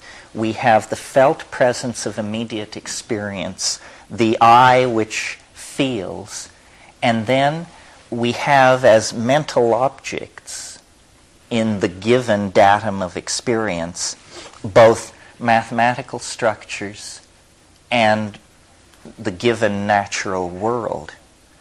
And there is some deep and profound congruence between these two, and the relationship is not understood by anybody. To me, this is really the question. Why does mathematics describe nature? That's a deeper question than most. And so I live by questions. I don't see how you can live any other way. You have to remember we're animals, we're meat, we're specks of replicating organic chemistry on the surface of a planet. If we can make a model of our environment that seems to us a sufficiently clear mirror, that is probably about as far as you can go. The idea that we can actually cognize the dynamic of being is it's a noble hope. I try to do it. I actually try to create a complete explanation, but I always call them models because you have to throw them away. You have to keep adding to the model and then throwing it away. The real justification for psychedelics is that they feed new data into your model. You know, what we're doing is triangulating points in some kind of phase space. And if you go to Paris, you know more about reality than people who don't. And if you smoke DMT, you know more about reality than people who don't. And so the idea is to triangulate a sufficiently large number of data points in your set of experience that you can make a model of the world that is not imprisoning. That's why, second to psychedelics, I think travel is the most boundary-dissolving educational enterprise that you can get mixed up in. Yeah. Yeah, but I think one problem is with with everything we experience in outside or with psychedelics is that we're experiencing only more or less what we are believing, with some variabilities. So, so maybe we can see, there's a possible other world. There is something more, and maybe that's all. Maybe I can understand the experience in my personal life, but I can't take it for real. It's in some way real, but I have to check out if I'm producing this. If I believe that, for example, the world is bad, then I will experience a bad other world, something like this. So I never can be sure of this because of my belief system. I'm producing this. Well, in what you say, there's a strongly expressed dichotomy between self and world. I mean, this question of reality, non-reality, but you can perform a kind of philosophical reduction and satisfy yourself that the self and world distinction is not primary. You know, that who looks through your eyes is the world. Yeah, I would probably buy into that. That it shows us that there is something else. Although I do think that the way ideas emerge into culture, which happens naturally without psychedelics, is probably accelerated by psychedelics. I think the experience over the past 1,000 years is that ideology is poisonous. You have two kinds of ideologies that we've experimented with over the past 1,000 years. Unsuccessful ones, where I would nominate I suppose Christianity, and successful ones like science. And it turns out whether they're successful or unsuccessful, the consequences for the rest of us are pretty horrendous. The world seen through the lens of ideology is a very limited world, and the great catastrophes of the past 1,000 years have been brought on by ideological errors. That's why, I'm very suspicious of this thing I talked about last night that I called the world corporate state. But on the other hand, the world corporate state seems to be less ideological than any organizing entity that we've seen in a long time. It has no real ideology other than it wants to do business, which is hardly, a cosmic vision. Yeah, we've had a major shift as far as this corporate state is concerned in the last 10, 20, 30 years. And that is that the shareholder is wanting more than dividends now. The shareholder, who is also the consumer, wants responsibility of the corporate state. So the management of these corporate states are having to adapt themselves to provide what their shareholders and consumers want. Yeah, well, so what you're saying is it's being modified from the bottom up. Exactly. Yeah. But I think we should, that what electronic culture permits is incredible diversity, and that what the print-created world demanded and created was tremendous suppression of diversity. Print created concepts like the citizen. That's a print-created notion. It created concepts like the public. There was no public. before print. That idea didn't even exist. So we now define ourselves as, I'm a member of the public, I'm a citizen.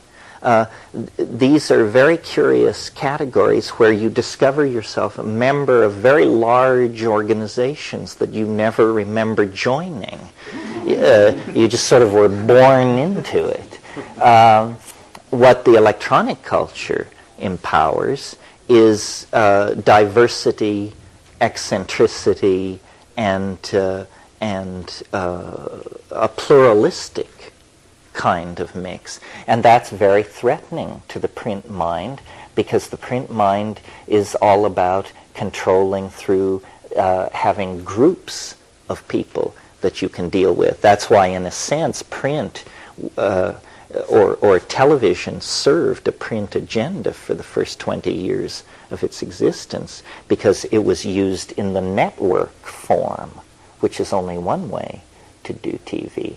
In that form, the real impact of television could be masked for a long time, because by having millions of people watch the same TV programs, there is a tendency to overcome the deconstructural impulse in TV, and it begins to act like print. Now, of course, that's breaking down, and the only people who watch network TV live in trailer courts. But there was a time when, you see, that's what happened. What was everybody's media 25 years ago has become the media of the lower middle class. And then everybody else, the lower class, has fallen into its own media, underground radio stations, boom boxes, and this. And then the upper echelons of society have gone to computer networks, email, fiber optics, and view-on-demand TV. Television, is, to my mind, the most insidious drug that the 20th century has had to deal with. And, it is a drug. It's the first of the electronic drugs, and its impact, if it were heroin, people would be alarmed. That people are, on average, watching 6 hours a day of TV, and I don't even think it's a content problem. I think television itself is toxic. It's not how many murders you witness. It's the actual this is what McLuhan was always trying to say, that people couldn't understand what he meant when he said that the medium was the message. The message is not the message. The medium was the message. And the effects it had, we have millions of people who are warehoused in almost a larval state in their apartments, watching TV, paying for their medical plans, and glued to this mindless opera of cultural decay that is recited day after day in front of them. It's horrible to imagine. And this is, a creation to some degree of the world corporate state that probably has to be addressed. Yeah. There's a wonderful book that's just come out called Media Virus by Douglas Rushkoff that addresses this problem really very well. Have you read that? I haven't read that. I know Doug. His other book, Siberia, is a nice look at cyber culture. Interesting. What do you think is going to happen with this video, TV, whatever? I think that the most important cultural event happening right now is the explosive growth of the internet and the web. The idea that with my $1,200 PowerBook, I can access 3,000 computers around the planet by just plugging into a telephone jack is staggering. This is a revolution of orders of magnitude, and that has happened completely invisibly. nobody's windows had to be rocked out, and no camps had to be established. Nothing appears to have changed. The people who are not switched on don't even know anything has happened. To them, the world looks exactly like it looked 5 years ago. To the people who are switched on, Earth is becoming a distant memory of the Internet. Yes. Well, the Internet is the global brain, the cyberspatially connected, telepathic, collective domain that we've all been hungering for. I mean, it is so powerful, and it has arisen with incredible speed and by a very insidious fashion. I mean, first of all, as I mentioned last night, the Internet was originally called ARPANET. It was the Advanced Research Projects Agency. It was this super secret military-industrial thing that they wanted to survive a thermonuclear attack. And so they designed it to be unkillable. It has no central switching zone. If you blow up a part of it, it just flows around the part you blow up. It is unkillable. So that was ARPA.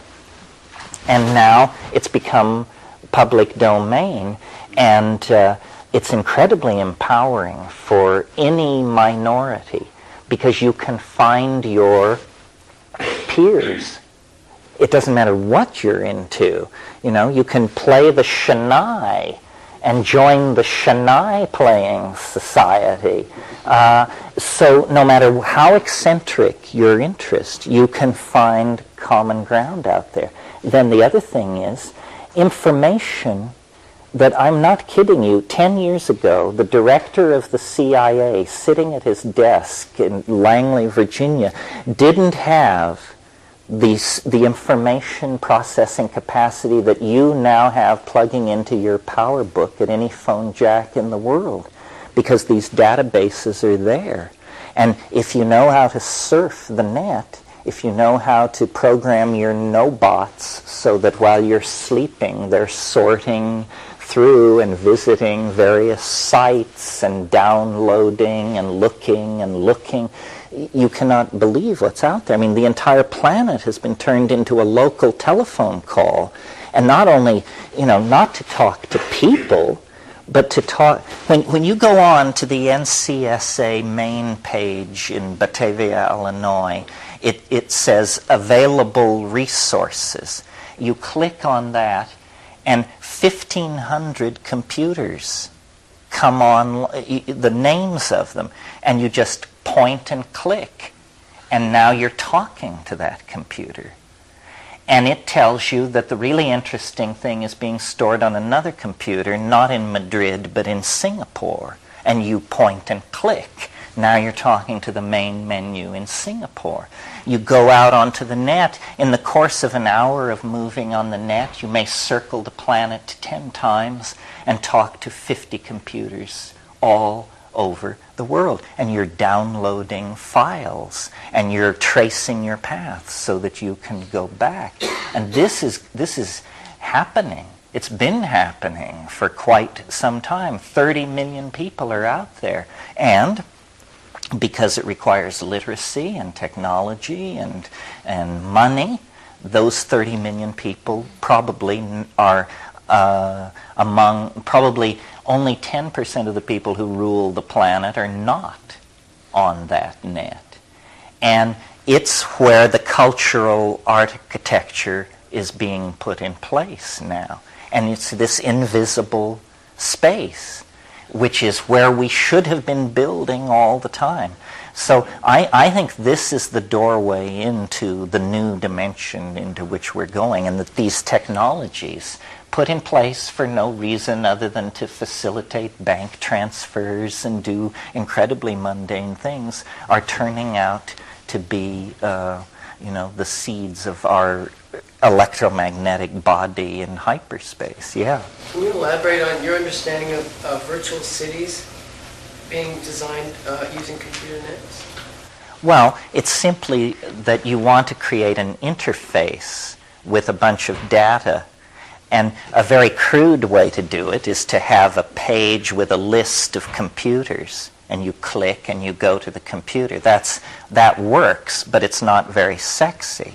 Well, but what if we made a three-dimensional landscape and put buildings in that landscape so that the large red rectangle is the AT&T database, the low violet group of integrated triangles is the National Medical Database. In other words, you simply make the icons three-dimensional and analogous to buildings, and then you can build Data Town, where, you know, instead of a list of computers, they appear to be a long line of skyscrapers lining a broad avenue in which you're driving down in a Ferrari or something. All this will come.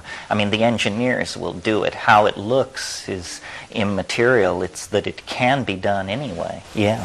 Well, from what you're saying, it feels like this is going to be a very intellectual, snobbish, it's going to be elitism. Because there's only going to be for a long time, a certain level of intellectual capacity, illiteracy, literate, educational. So it's going to absolutely pull apart and make the class system even more. No, I think you're absolutely right that this is happening. This is part of the problem, that what is happening, you see, part of the illusion of the political history of the past 40 years was the illusion that we were all Presbyterians, we all ate white bread, and we all lived in the suburbs, and we all were white folks. And now the society is fragmenting. You're right. There are people who can't read by the millions in this society. Meanwhile, other people are reaching for informational technologies so powerful that they can barely be conceived of. And this is the consequence of political mismanagement. I think the American Union is flying to pieces because the notion of polity was betrayed in the 1960s. And that since the middle of the 1960s, this has been a police state of some sort. You see, after World War II, and they kicked Hitler's ass and all that, then everybody came back full of idealism to raise families, to build America. They'd been through the New Deal. There was a modicum of social responsibility and consciousness hammered into the middle class. And everybody came back. And then the American political system went haywire. And basically because we lost our nerve. My generation, I'm 48. I went to the University of California at Berkeley in 1965. My generation was the beneficiary of the idea that you should give a universal education to everybody. And they discovered that if you do that, if you take everybody and make them read Plato and John Stuart Mill and Voltaire and Hobbes, as we did, that, you can't rule such people. They take it too seriously. They become ungovernable. They pour into the streets screaming about their rights. And so in the aftermath of the suppression of the counterculture of the 60s, it was decided that the goal of universal public education and the building of a population intelligent enough to run a democracy, that would all be abandoned. And the universities would be turned into trade schools, and people would be given MBAs and incorporated into the corporate state. But no more John Stuart Mill, no more of that. And the consequences of this have been to create a historyless and illiterate lower middle class, where before the lower middle class was the pool of our intellectual creativity. That's where John Steinbeck came from, and Henry Miller, and all of the people who drove the evolution of cultural values. So, and, we could talk endlessly about what went wrong in the 60s or why we were turned into a police state. But now, the impulse of those kinds of repressive states is to forestall change. And change has been forestalled in America to the point where now, when it comes, it's going to be explosive, uncontrollable, revolutionary.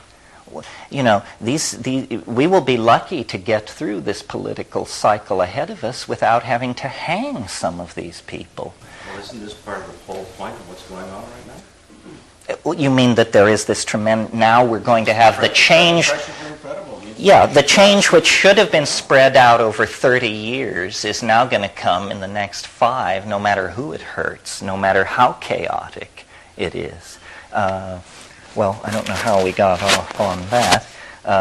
The role of psychedelics in all of this is that it erodes loyalty to the models of the tribe. And so we are the people who can see, and there may be others, I'm not claiming exclusivity for the psychedelic community, but the psychedelic community loudly proclaims that the emperor has no clothes. This is all a con game. That this junk-dealing, hyper-media-obsessed, nitwit society is an unfit environment for delinquent 14-year-olds, let alone for the rest of us. And this is news they don't like to hear.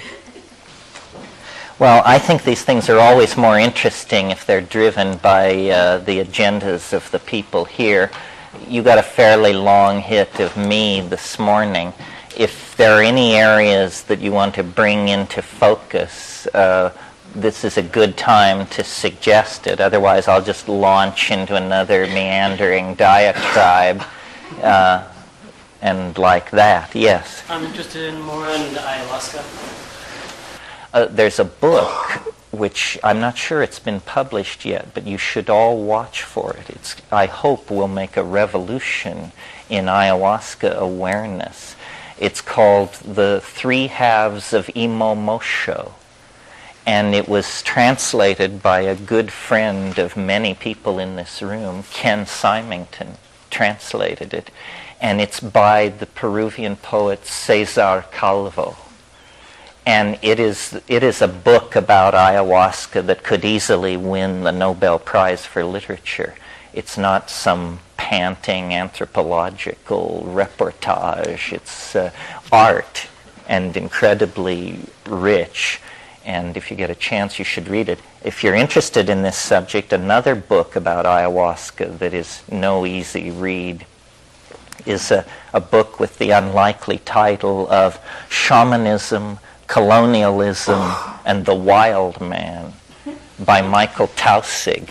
And it is an intellectual journey to places you never thought you'd pass through. Could you spell the title of the first one, The Three Halves of what? Imo Mosho, I-M-O space M-O-X-O. The Three Halves of Imo Mosho.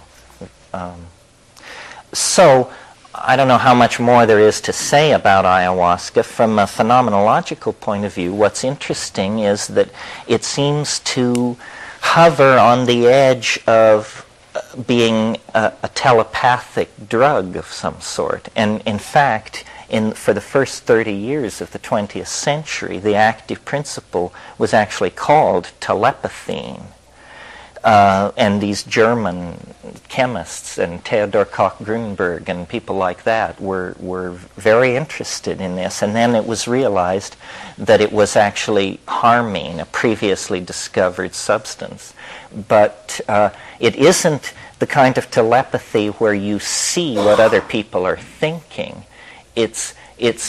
Or hear what they're thinking. It's more that you actually see what is meant. You have an experience of meaning related to seeing that is like wisdom.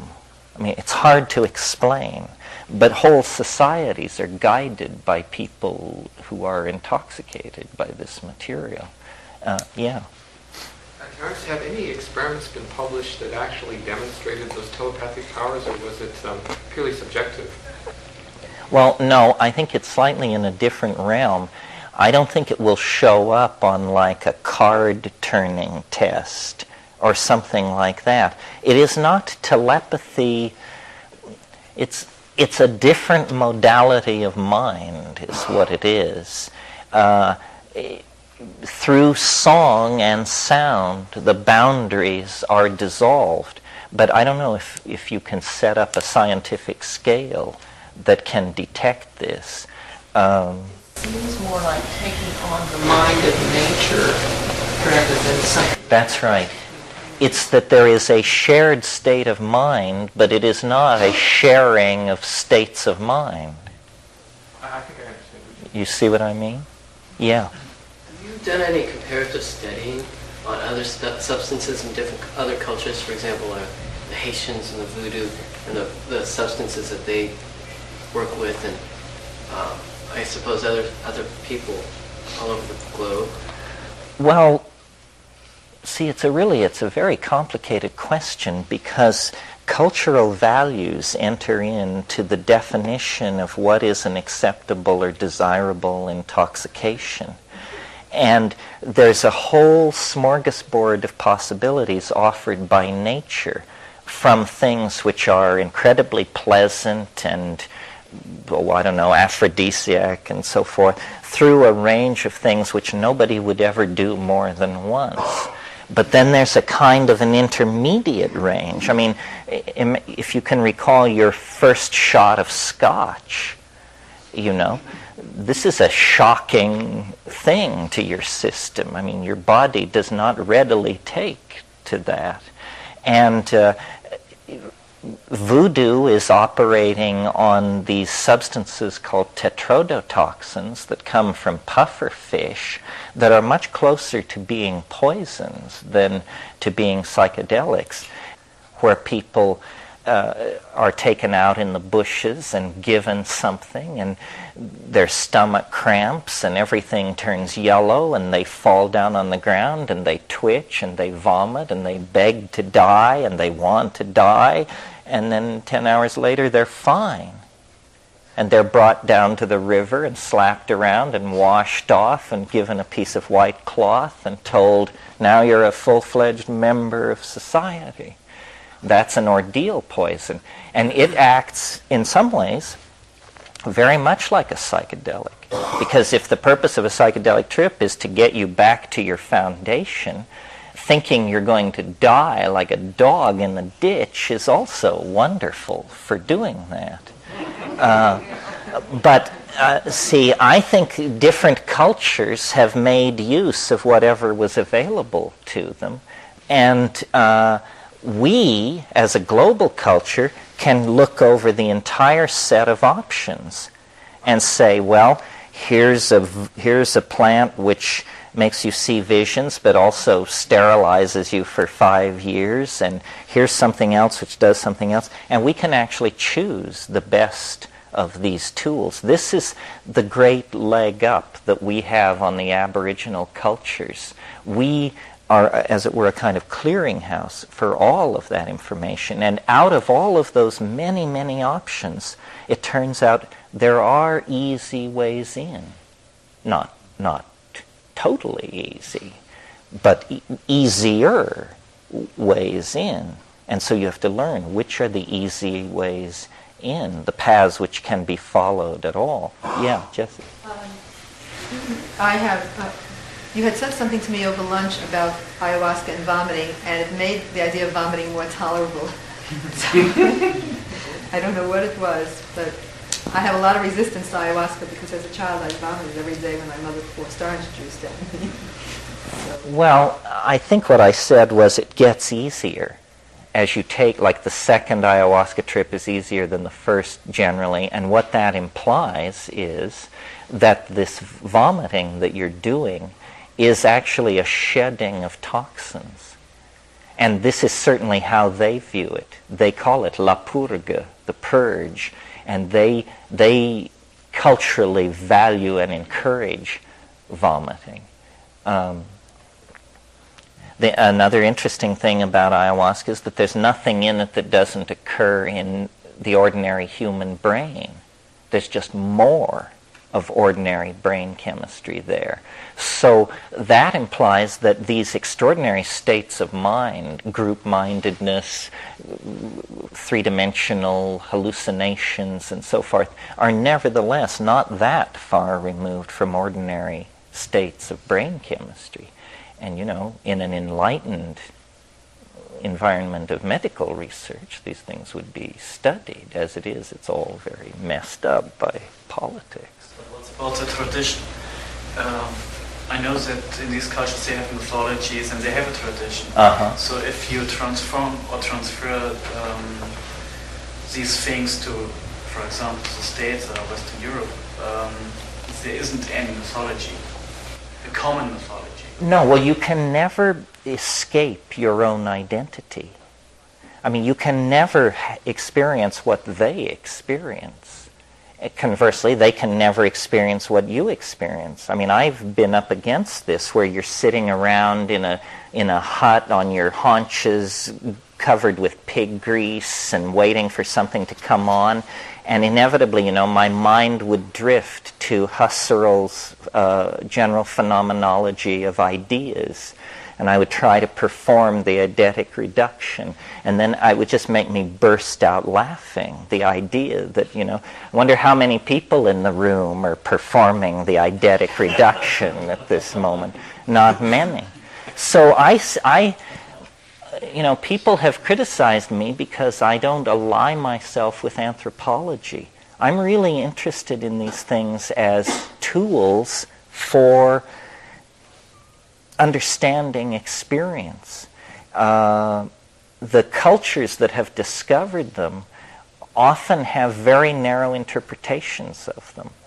Another thing is some cultures are afraid of the unconscious and encourage going only a very short distance in, And I think once you get the idea that it can't really kill you, and sometimes it's hard to talk yourself into this, but if you can convince yourself of that, then just the thrill of it. And in a way that's possible because we are deprogrammed from ideology. Anyone else except a secular late 20th century person would take a look at this and assume it was God Almighty and behave appropriately. We look at it and say, well, it can't be God Almighty, it must be something else, and then, explore it in an experiential fashion. Yeah.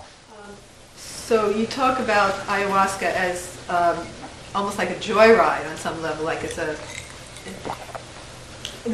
one of the question I have is, what are when you take ayahuasca and psilocybin and acid, those three things, what does each one specifically, if you can take in a nutshell what direction each one goes, what would you say if you made a sentence for each one of those to understand the difference? Well, a sentence, a boundary I may not be able to tolerate. Well, just roughly, the feeling with ayahuasca is that it's Gaian, it's earth-oriented. You feel the river, you feel the jungle, you feel the drama and pain and nobility of life and death, and it's visceral, it's about the meat and the jungle, and it's feminine. And then the character of the hallucinations is, it's as though it's like a camera eye. It's largely silent, but it's just an eye that is moving through a vast matrix of visual information. And after a good ayahuasca trip, you just feel like you want to rub your eyes. You say, I've just been looking and looking. It's like a trip to Madison Avenue with money in your pocket. You've just been looking and looking and looking and looking for hours at this stuff. And it's almost invariably beautiful in a jeweled, filigreed, multi-leveled, transparent, glittering, flowing kind of way. And it almost always takes place against a black background for some reason. It goes on against a black background. Okay, then psilocybin, which is just an atom's twist away, is a very different creature. The most astonishing thing about psilocybin, and you're hearing this from, a materialist of some sort, is that it speaks. It has a voice. And if you don't think this is confounding to the rational mind, to come upon this in the detritus of your mind's attic, it can talk to you and astound you with its insight, humor, ability to connect and make insightful inclusions and so forth and so on. And the whole thing, the whole psilocybin experience is imbued with this eerie energy, which has different names, but elfin, gnomic, extraterrestrial. They're shiny-eyed and small, and there's chattering. And the other thing is there are machines. The psilocybin visions have a tendency to drift toward technoscapes, enormous machines in orbit around alien planets and strange architectonic forms where you don't know whether you're wandering around inside somebody's cathedral or their television set. And the whole thing has this off-world, we are the Galactarian civilization, we hold the key to the history of this sector of the Kiliocosm, it's this kind of thing, almost blast of trumpets and the ringing up of cosmic curtains. It's very, very dramatic, Wagnerian, and forward-looking. It's about the destiny of the race and why planets are put in place and what it's all for. Could hardly be different from ayahuasca, and yet, an atom's twist away. Then DMT, rests in some even weirder domain of triangulation.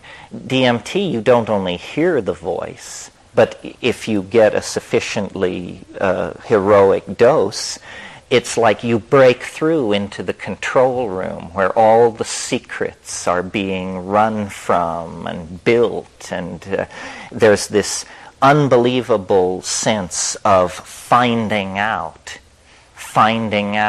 beyond your wildest dreams of ever finding out. And it's an inhabited mind space of some sort that is so unexpected and so convincingly real that you actually, I think, a person who doesn't fear for their sanity has already lost it at that point.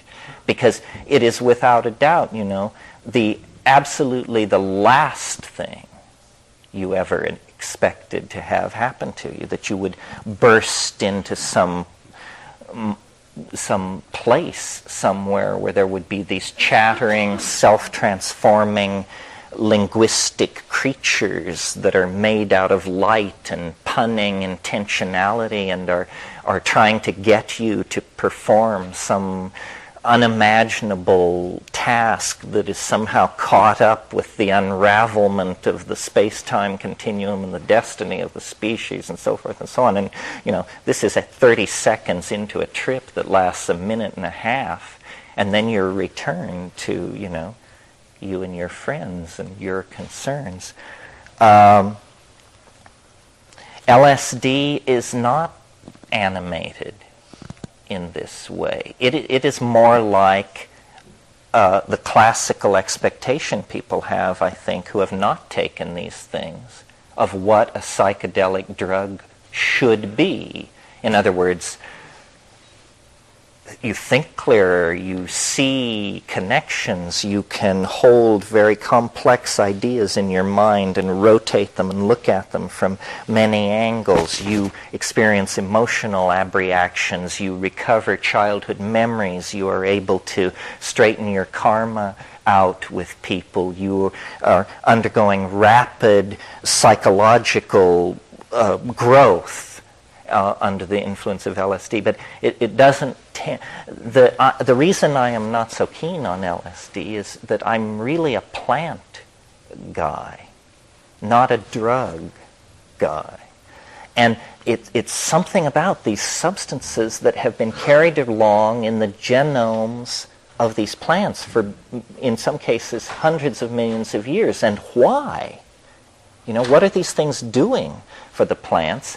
And then how can a molecule so simple, this is another puzzle in all of this, these molecules are planar. That means they're flat, they're simple, sometimes 20, 30 atoms. And yet they totally transform your entire consciousness. This is the equivalent of a red ant who can rip down the Empire State Building in an hour and a half. I mean, why is mind so delicately poised that such a tiny amount of pharmaceutical material can create such vast changes? And then another puzzle, as long as I'm listing my favorite mysteries, and this is the one that really got me into this in the beginning, because my early inclination was toward art history, and that is a very simple question. Where do the images come from? Where does this stuff come from? I mean, it is so unreferent to the ocean of commercially produced imagery in which we swim. We are constantly bombarded by the images of television and Hollywood and so forth and so on. And yet the psychedelic species of visual beauty is not, we don't see it in our furniture styles and our architecture. It seems to be coming in literally from another dimension. And yet it is undeniably moving. It's beautiful. And I am puzzled why I, as an ordinary person, under the influence of, let us say, 30 milligrams of psilocybin, can see more art in an hour than Western civilization has produced in the past 1,000 years. And that tells you how little of we're getting from the art river back to the village where we can drink it. Niagaras of beauty are flowing by, untapped by ordinary consciousness. And, would that we could send robots who could film these psychedelic realities. Perhaps, virtual reality will develop into a technology where we are able finally to reconstruct and agree upon the content of the psychedelic experience. But to me, that's almost like the metaphysical stamp of approval on the psychedelic experience. Beauty is the presence of so much beauty is an argument to me that truth cannot be far away. Yeah. Are you aware of any spontaneous trips without the plants? Well, there's a whole vast area of human endeavor called mystical religion, and there's a whole other vast area of human endeavor called madness. And many stories abound and come out of these areas. I think that what we're talking about here, whether we're talking about madness, mysticism, or psychedelics, is a brain state. For the schizophrenic, it is uninvited and terrifying. For the mystic, it's achieved by excruciating acts of asceticism in most cases, which certainly have profound physiological consequences on the neural ecology of the brain.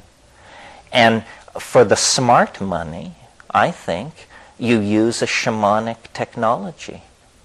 I think religion, organized religion of the high classical sort, Buddhism, Hinduism, Christianity, and so on, is very anxious about this whole issue, precisely because religion is always anxious about the issue of direct revelation. That was what shattered religious consensus in Europe. That's what the Protestant Reformation was about doctrinally. I mean, there were many things going on, but the doctrinal argument was, is it the job of specialists called theologians to study Scripture called revelation in order to tell the rest of us what God's plan is? Or is it better for each of us to look within the confines of our own souls and have our own dialogue with God and figure it out? And that was basically the Protestant position, and it went against hierarchical theology. Yeah. I recently read about a mushroom called fly agaric, and can you comment on its role in history? Oh, these are amazingly complicated questions, or either that or I've overeducated myself. Could be, huh? Well, there is a whole domain of controversy and discourse about the role of mushrooms in human culture, because it was noticed by Gordon Wasson in the 1950s that there are two kinds, invariably, there are two kinds of cultural attitudes toward mushrooms. One is called mycophilic, and if you want to know what mycophilism is, go to Russia, go to Poland, go to Czechoslovakia, where people have hundreds of words for mushrooms. Several holidays a year are set aside to collect mushrooms. Children are named after mushrooms, so forth and so on. The Slavs are into mushrooms. Well, then if you want to know what a mycophobic culture is, go to rural England, where there are no mushrooms. There are only toadstools, and don't touch them, please. They're highly poisonous. That's the general English attitude toward mushrooms. So Gordon Wasson wrote about this all through the 50s and 60s, and he decided that you all probably have seen, if not the real thing, a plaster cast or depicted in schmaltzig European illustrative style, the famous mushroom of fairy tales, the red mushroom with the white dots. Well, that is Amanita muscaria, and it grows in a symbiotic mycorrhizal relationship to spruce and birch trees, and is used by the shaman of the Irkut language group and the Amur River Basin. And now it just happens that those people in the Amur River Basin were the first people studied by the new science of anthropology when it wanted to study shamanism. By chance, this was. And so ever since, the science of shamanism, whether we're talking about the shamans of the Amazon Basin, Central China, South India, or Tierra del Fuego, has had to labor within the categories created by the people who studied the shamanism of the Amur River Basin. And the use of the Amanita muscaria was tremendously overstressed by Wasson, I think. He wrote a book called Soma, the Divine Mushroom of Immortality, in which he argued that Amanita muscaria was the Soma of the Rig Vedas. You may not know it, but the Rig Vedas are largely these hymns composed in the Vedic phase of the Hindu religion to a mysterious intoxicant, Soma. Nobody knows what Soma is, but much scholarly ink and blood has been shed on the question. And Gordon Wasson argued that it had to be Amanita muscaria, and made a case which impressed some people and not others. The most damaging evidence against him was, it's hard as hell to get off on this stuff. And when you finally do get off, the experience is extremely ambiguous. I mean, shivering and salivating and thinking you're losing your marbles is not my idea of the ecstatic ascent to the presence of the pleroma. And a lot of other people thought so too. So then there was lots of hassle about, well then, it did seem that Wasson had secured the case that the Vedic hymns were about a mushroom. That was his breakthrough. But his mistake was he got the mushroom wrong and then created an entire false cultural history based on this error. And, this, I'm not interested in flaying you with my theory, but if you're interested, it's told in the book Food of the Gods. Because, as I mentioned this morning, I think psilocybin was the catalyst that triggered the emergence of self-reflecting consciousness in human beings. And so my mushroom story is not a story of a subarctic toxic mushroom cult that carried itself into India along with the Indo-European invasions. My story is an older story about a mushroom that contained psilocybin and flourished in the grasslands of Africa and was present as nomadism slowly evolved into the domestication of cattle and, as we talked about this morning, the suppression of gender dominance with the addition of psilocybin in the diet created a partnership society that existed up until the invention of agriculture, and climatological change made the mushroom difficult to obtain. And at that very critical juncture, after perhaps 50,000 years of mushroom-induced suppression of hierarchical dominance patterns, the withdrawal of the mushroom from the human diet allowed the old pattern to reassert itself.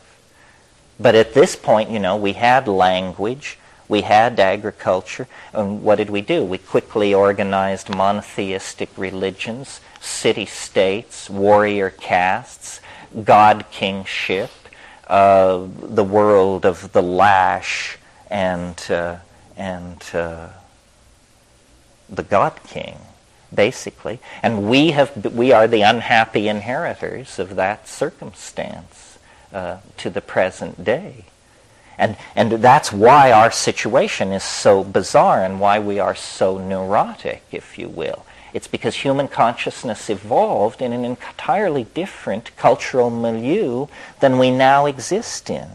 It evolved in a world in which the Gaian logos was absolutely real to every man, woman, and child in the society.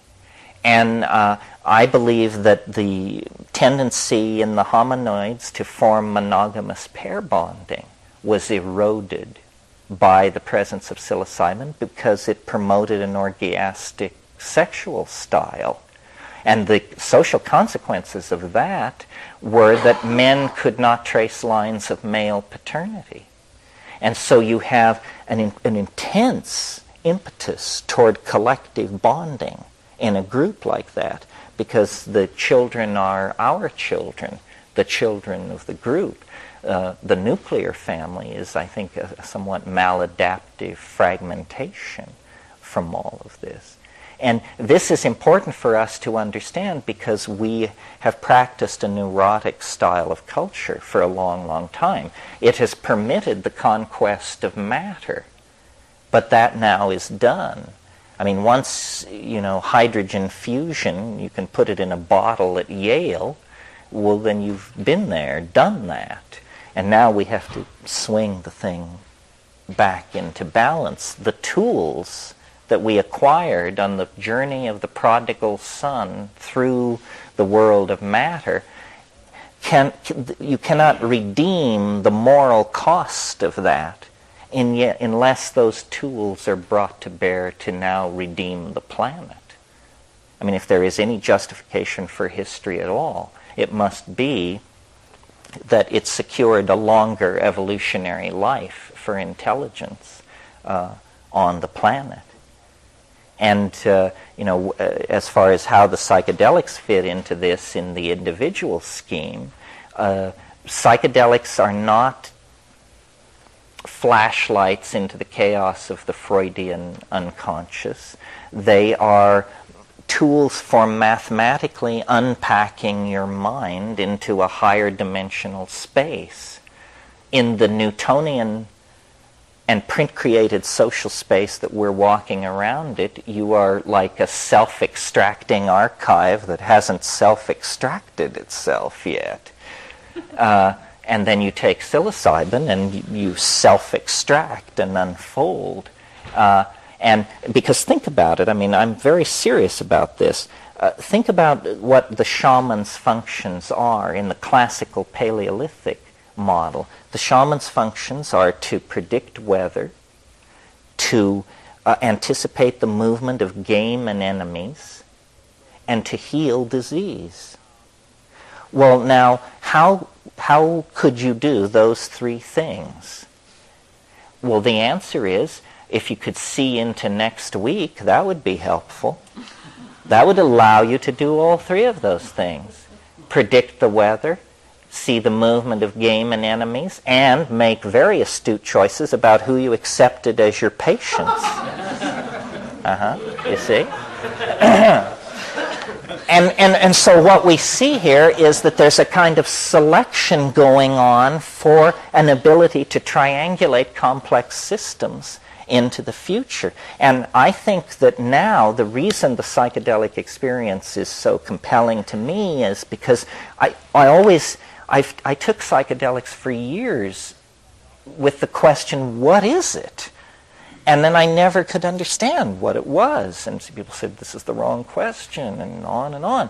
But finally I realized, I see what it is. It's everything. It's, that piece of doggerel, I saw eternity the other night, an endless golden ring. Well, that's it. You just rise out of the Newtonian spatial plane and you look back and there is eternity hanging in space like a galaxy. And that's what the psychedelic experience is a sectioning of. Yeah. I'm trying to phrase the right question. It essentially goes, do you manufacture this stuff out of whole cloth in your mind? Is it there in the beginning? Or is it something you've taken in? Is it new information or something that the brain is remarkable? It could be processing and creating images. What might be going on there? And see, my original bent was I wanted to be an art historian.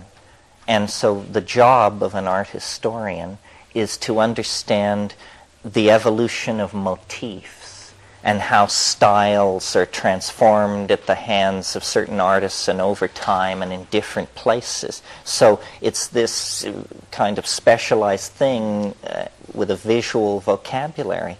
And I thought, you could go into the psychedelic experience and you could perform an art historical reduction on it and say, aha, well, that's a Tibetan treatment of a line and that's a Maori way of portraiture. And it was not like that. It was like the art that is made on another planet, art that arose completely in the absence of human conventions or values. And that convinced me that it wasn't being generated from myself. And, and then I read Jung and I realized that there was a way to define the self that would allow it to produce that kind of thing.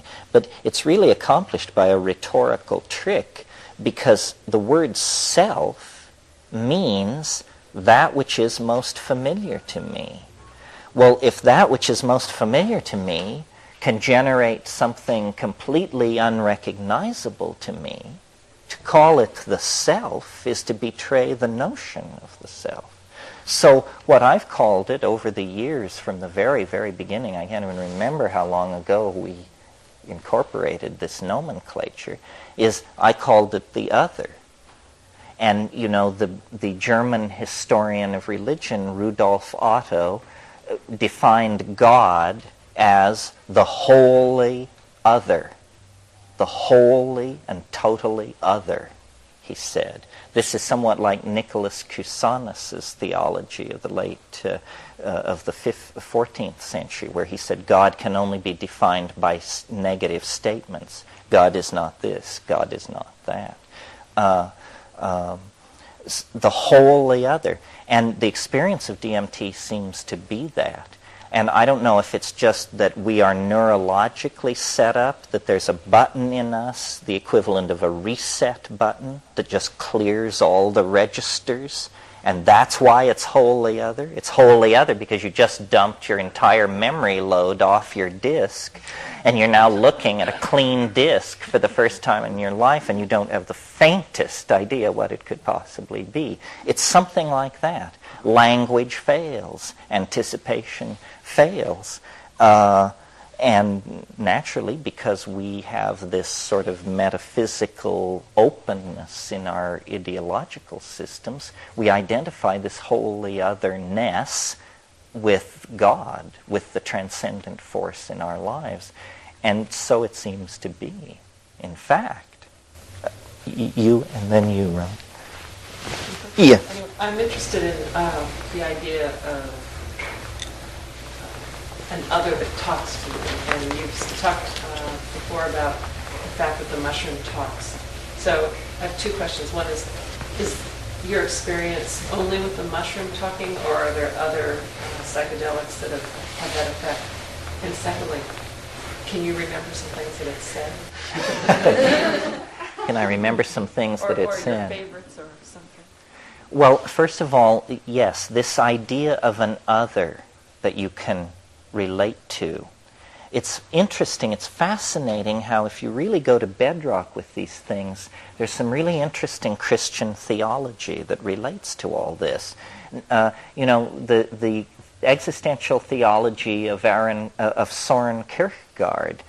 Kierkegaard said the defining relationship in life is an I-thou relationship to Christ. And the I-thou relationship, and Martin Buber made a great deal of this as well. So it's a profound thing to relate to an other, even if that other is an other human being. It's still, an abyss of ambiguity. I don't know who you are, where you came from, what your agenda is, what your plans are for me, whether they're casual or intense, and so forth and so on. So then, meeting an other that is not a human being, that is somebody who sits up in your mind and says, "Hey, big boy, what's cooking?"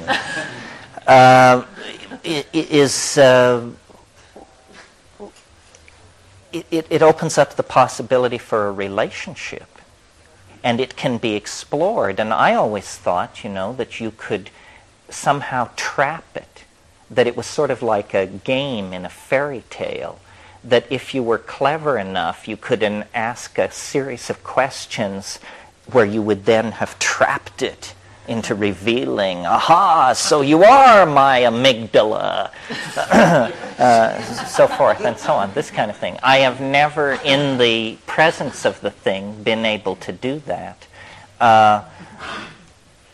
As far as what it has said, basically it's told me everything I know. As far as boiling it down to the aphoristic level, you've heard these all through the years. Death by astonishment. All the best lines come from the thing itself. I mean, my talent seems to be that I'm able to relax and allow this very ingratiating logos to take over. It's a kind of low-key demonic possession from the point of view of my critics. To speak about this other way of looking at things. In terms of what it has said to me, it's this revelation about the nature of time. And it's a puzzling revelation because it's mathematical, it's formal, it will either be proven spectacularly true or spectacularly false. There is no escaping this incredible definitive test built into it. It's not something I would ever have thought up. And it's just something I was given. And I was sort of at a dead end. I mean, I was a good person to give it to. I didn't really have a job in life. And it's like a talisman or a key. You meet people who are into astrology, and for them, it opens up all doorways. Everything can be explained, and I'm not belittling it. I'm making an example of it. The time wave is like that for me, and I would maintain for anybody who sufficiently involves themselves in it. It's a Rosetta Stone into the structure of reality that has an uncanny correctness about it. And I'm more aware than most of my critics of where the weaknesses lie. But nevertheless, I'm also more aware than most of my critics of where the weaknesses lie in the competition as well. And the whole thing is pretty provisional. Robert, did you ever get to say what you wanted? There you are. When you were talking about the holy other, right. You were talking about entities and messages. One of the things that happened to me in my early experiences with DMT was that I was totally in awe. I was flabbergasted.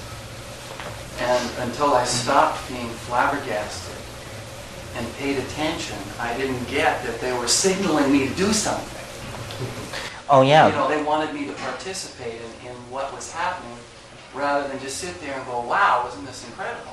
No, they say to you, or they say to me, do not abandon yourself to amazement. Don't give way to astonishment. I mean, try to hold it together, fella, which is a strange thing to be being told by an alien entity inside a hallucinogenic flash.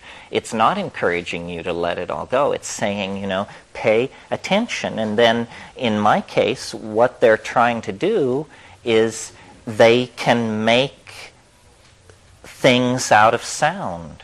Or their words are three-dimensional modalities. They're operating in a linguistic domain where words are sculptural entities made of light.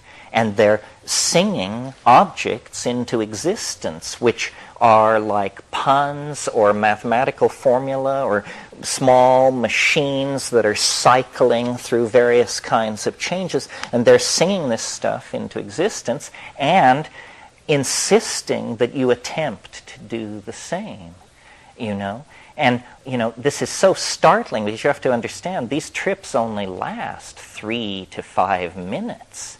So there's not a lot of time to get used to this. I mean, there you are, sitting in a room with your friends talking about consciousness exploration or whatever rhetoric you use to get yourself to the edge of these things.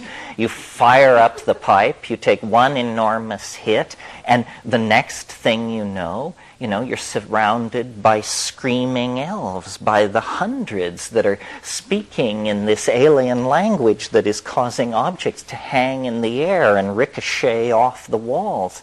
And these things come, it's a scene of wild confusion. It's like a Bugs Bunny cartoon running backwards. And these things come bounding up, and they say, look at this. And out of the air, out of their guts, out of nowhere, they pull objects, which are the most astonishing things you can imagine. Literally the most astonishing things you can imagine. Jeweled, filigreed, machined, turning things. And you look at it, and you say, my God, anybody from my planet looking at this would not have to be told what this is. This is an alien artifact.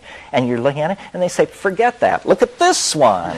And then here's another one. And they're tossing them up, and meanwhile, the objects themselves are able to sing other objects into existence. And there is this aura.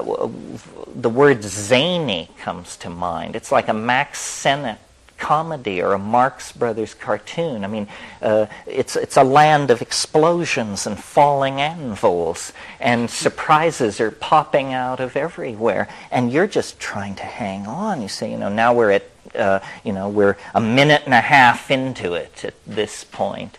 And this intense effort to communicate something. And, we have talked in the past, we can talk now if you want, about Celtic fairyland and tradition, worldwide tradition of gnomes and elves. But when you're there, it doesn't look like that. It's much more pointed ears, shining eyes, strange machine. It's much more off-planet. I mean, we're not seeing leather jerkins and pointed-toed little boots and the plucking of fairy harps. It's not quite like that. No. Yeah? What about children who seem to experience the phenomena that you're talking about? These people who come into their bedrooms and in the middle of the night and communicate with them. Children who aren't, Well, I think this is where the abduction thing is coming from. That I don't know what these entities are. When you burst into the DMT place, there is an incredible sense of place. And yet, the things that you're witnessing, matter is not capable of. Any matter. I mean, aliens can be one thing. They can have tentacles, they can do this and that and the other thing. But when there's no defined form, then you say, you are like an idea, I say to the entity. You are like an idea. You have no defined form. You're continuously amorphous. And, it then replies, yes, I am who am, or something like that. It's the face of the abyss. I mean, I've had conversations with it where after, a more zany episode, where you then begin to feel a little confidence with it. And then you say, well, show me what you are for yourself. What are you really? I can tell that you're coming to me through a series of filters and presentations and masks. What are you really? And it's like the temperature falls 10 degrees in the room and a black curtain begins to rise and there's an organ note like that thing in the Bach B minor Mass. And after about 15 seconds you just say, call it off. I'm not ready for it.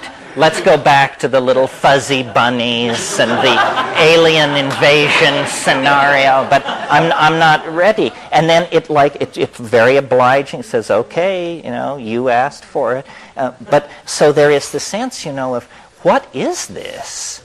I don't know. I think that that this is the most important fact about our situation on this planet.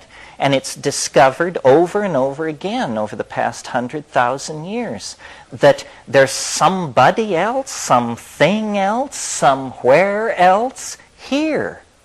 And anybody who says they understand it is bullshitting. The Theosophists don't understand it, the Catholics, the Kabbalists, nobody understands it. But it is real. And I don't know what it means to find this out. You see, the amazing thing about psychedelics is it doesn't depend on a state of grace. It doesn't depend on allegiance to a leader. It doesn't even depend on a special diet or theological predilection. The astonishing news about these psychedelic experiences is you don't have to go to India for 10 years. You don't have to be chosen by Babaji. This works for most people and would probably work for you. And if you think the world has no surprises, if you think that you've got it all figured out and you haven't ever had an intense boundary-dissolving psychedelic, then you're absolutely out to lunch. You don't know what's going on. It's like the opinions of 11-year-old boys about sexuality. What do they know that they should hold such opinions? And, sexuality provides a good metaphor. We cannot forestall our sexuality. Eventually the roar of hormones through the bloodstream pushes most people over the edge, some sooner than others. This capacity for the psychedelic experience, which is built into our soma, our body, as well, you can actually go from birth to the grave and never experience it. If you are sufficiently sold out to a sufficiently idiotic culture, then it's possible to evade this experience of maturation. It's like having a Mercedes and there's a certain button on the dashboard and you never pushed it. You don't know, what it did.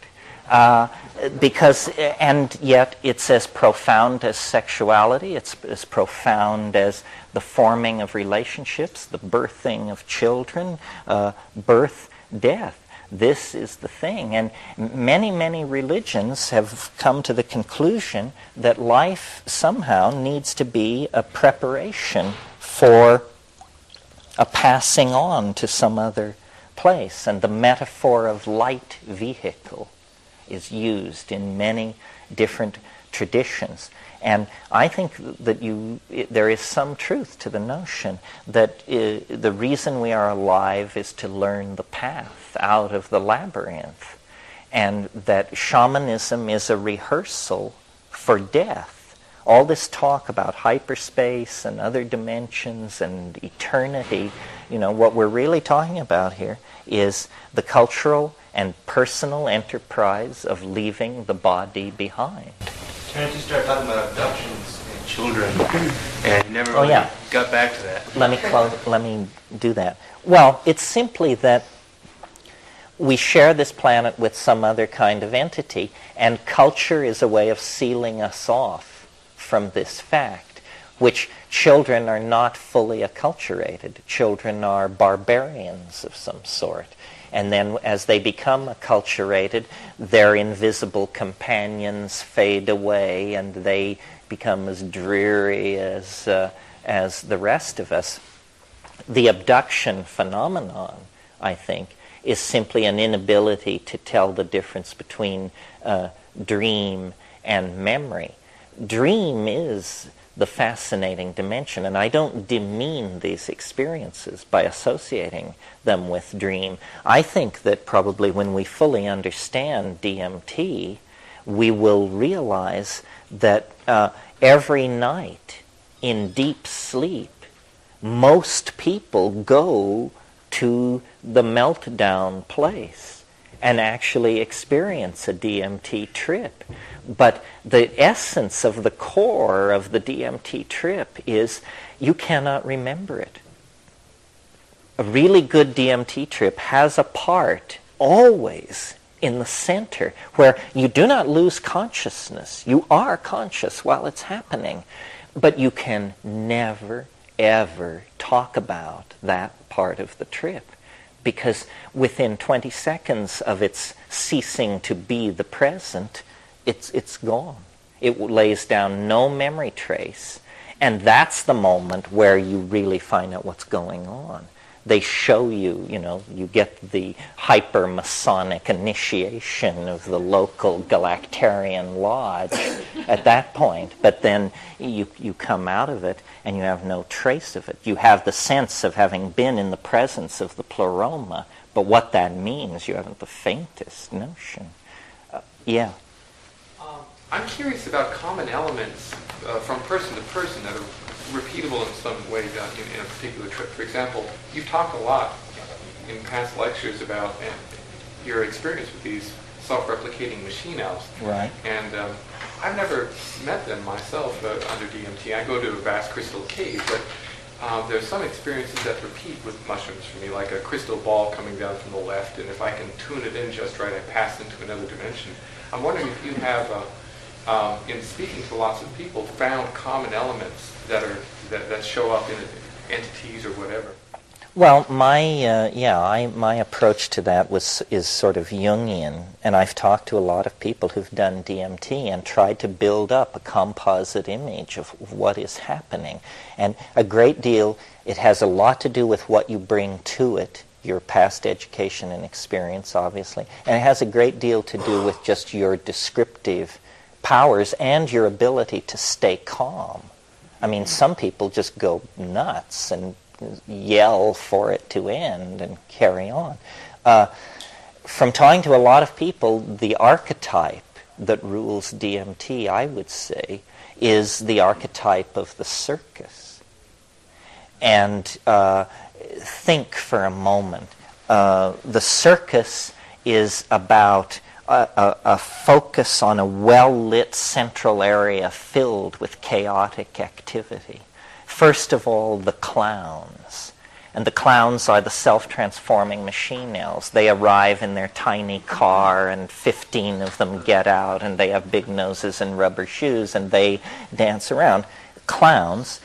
But in the DMT thing, there is a weird and very strong erotic component. And I believe from my own work on myself that I became aware of eros. I wouldn't say had my first erection, but maybe the first one I was ever conscious of or something like that, in the presence of a lady acrobat at a circus wearing a tiny spangled costume and hanging by her teeth way up in the... And I got it. Death and eros and this incredible dynamic. So you have the clowns, the death and eros thing at the circus, and then you have this kinky undercurrent, which is the sideshows. You know, the rat-faced boy and the thing in the bottle and the two-headed lady and all that. It just off the main ring, folks, the hoochie-coochie dancers and all that. And then, when you think about the concept of the circus generally, you realize it's a perfect metaphor for DMT, because I grew up in a small town in Colorado where every 1st of July, the carnival would come to town. And we were told we couldn't stay out after 9:30 at night playing when the carnival was in town, because these carny people, they were just a different stripe, you know. Some of them probably drank heavy. They were of racially questionable origins and so forth. And they brought immense excitement to this little town, unpacked their wonders, built their Ferris wheels and rides, bilked all the rubes of their cash, and packed it all up and went away. And of course, every kid worth his salt wants to run off with the circus. And, you know, Ray Bradbury in his book, The Circus of Dr. Lao, used these motifs. Fellini in his films, over and over again, the circus is a motif for the unconscious. So over time, and I've had people say, you know, very interesting things. I saw a woman do a subthreshold trip on DMT, and unprompted and never having heard this rap, when she came down, she said, it was the saddest carnival I've ever been to. She said all the rides were closed and there were just those little square ice cream papers blowing in the wind and getting caught up, and I was the only person there. Well, that's about as down a DMT trip as you can have, and basically as you do more of it, you just dial it up until, you know, it becomes Barnum and Bailey, Ringling Brothers, and then it goes on to become the Star Wars bar, and then it goes on to become something from which English cannot even begin to wrap itself around. But I think that's the archetype. Yeah. What do you consider the importance of venue or place when you're ingesting psychedelics? Do you pick up the energy that has been left in that place? Is that an important component? I think the main thing is to be in a situation where you're not interrupted and where you are confident. I do not take psychedelics outside very much, because I've noticed that the synchronicity thing is uncontrollable. I mean, if you want to have adventures, you know, take 200 micrograms of LSD and step out into, say, the Lower East Side of Manhattan. And it's just terrifying. So, and I learned that lesson very early. So I unplug the phone, bolt the doors, tell everybody I've left town, and then do it. Sometimes I do it outside, like in the jungle and stuff like that. But the main thing is I have a real horror of interruption. I guess since you brought this up, I should say, there is a technique for doing these things correctly. I mean, the way to do them is on an empty stomach in silent darkness. And then also do a good stiff hit. Don't piddle around with it. It won't hurt you. Yeah. Have you ever heard about Monroe Institute in Virginia? The out-of-body people, yeah. Yeah. And they're exploring these worlds. So what you're describing, you can read it in the descriptions of their journeys. But for me, I prefer this way. With an intoxication, I haven't any control about it. No, you're absolutely right. But for example, it's the same like lucid dreaming. From lucid dreaming, you can easily go into an astral journey. The way to get into this subject is to need to control yourself, feelings, thoughts. For example, to be able to be playful in your life, you have to change totally to get prosperity in this area. So, have you ever seen the connections between your work?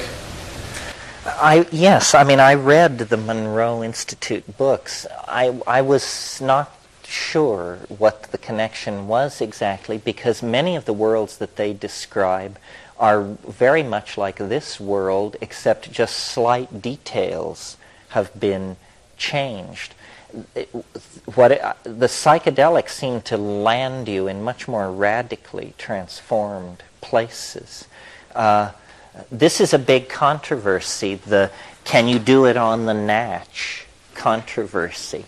And my position is that I wouldn't wish to, simply because to me, the ultimate control is the decision, yes or no, to take the substance. You really have control. I mean, everybody here has so much control over the psychedelic experience that you could have one this evening if you wanted, for sure. So that's control. But where there isn't control is once you start down the chute, then that you have, and I associate this control issue with the boundary dissolution. The boundary dissolution is alarming to the ego. It doesn't like that feeling, and it tells you that you're dying. And psychedelic voyagers have to learn to just, when that red switch goes on, you just reach out and turn it off and say, oh, no, it's set wrong, we're not dying. But it tells you that you're dying because the ego very strongly identifies with the equilibrium of the physical body.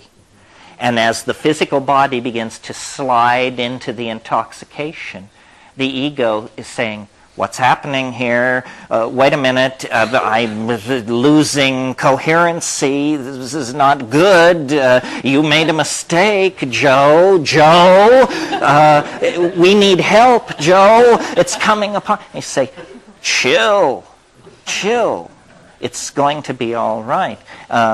And so you have to discipline yourself that way. The dissolving of the ego, that is the dissolving of this maladaptive behavior pattern that has made our sexual and social politics so complicated. In other words, the ego is not a good thing. Its existence in each one of us in so expressed a form is a symptom of neurosis, a cultural neurosis.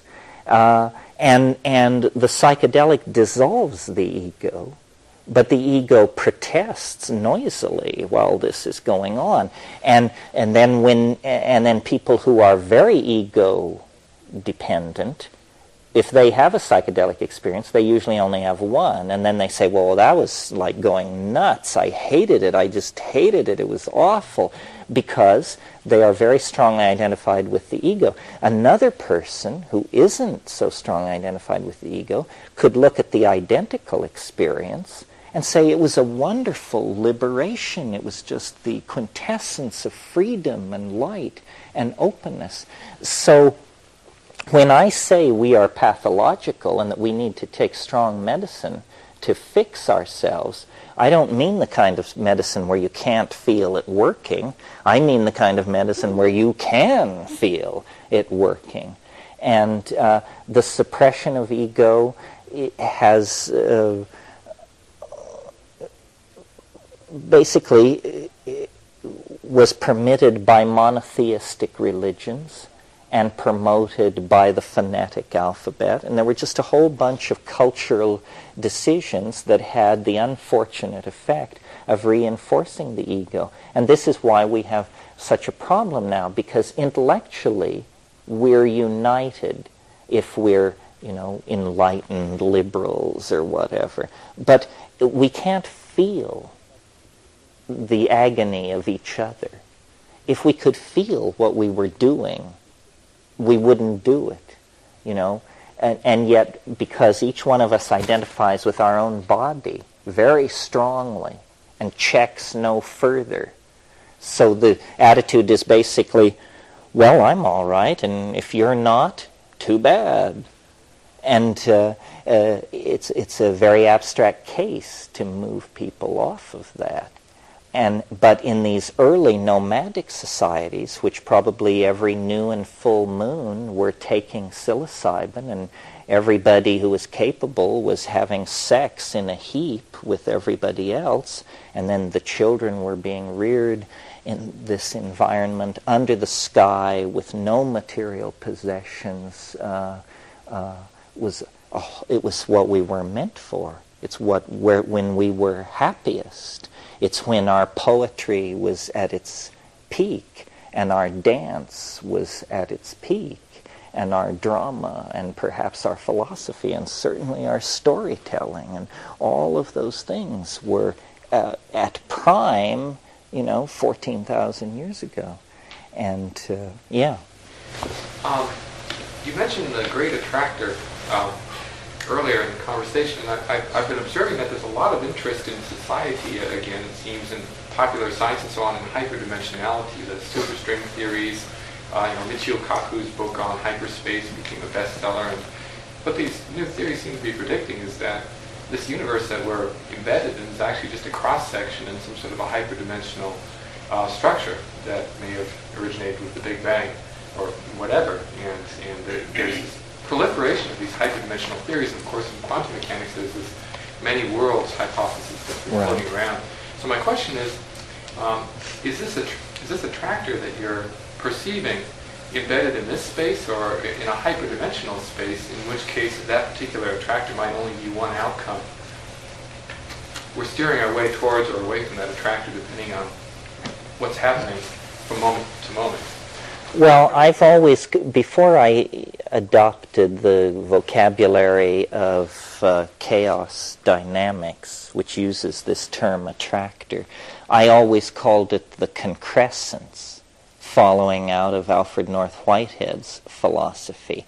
And he said, a concrescence is a nexus of events, or he also called it a nexus of actual occasions. And so I regard the temporal surface as a kind of undulating topology, and you could think of the attractor as the lowest point in the temporal landscape. So then if you think of historical systems as marbles rolling across that landscape, where are they all going to end up? They're all going to end up in the low point, because that's where the attractor lies, and they're all concentrated in this.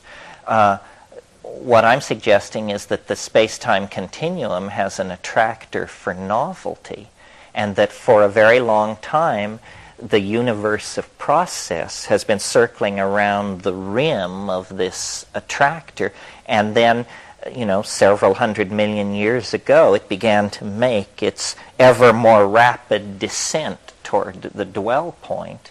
And now novelty is extraordinarily concentrated, and the collapse of the state vector that moves us into hyperspace is sort of this umbilical point in the historical process. See, the most evident fact in nature that science has overlooked, totally overlooked, is that nature is speeding up.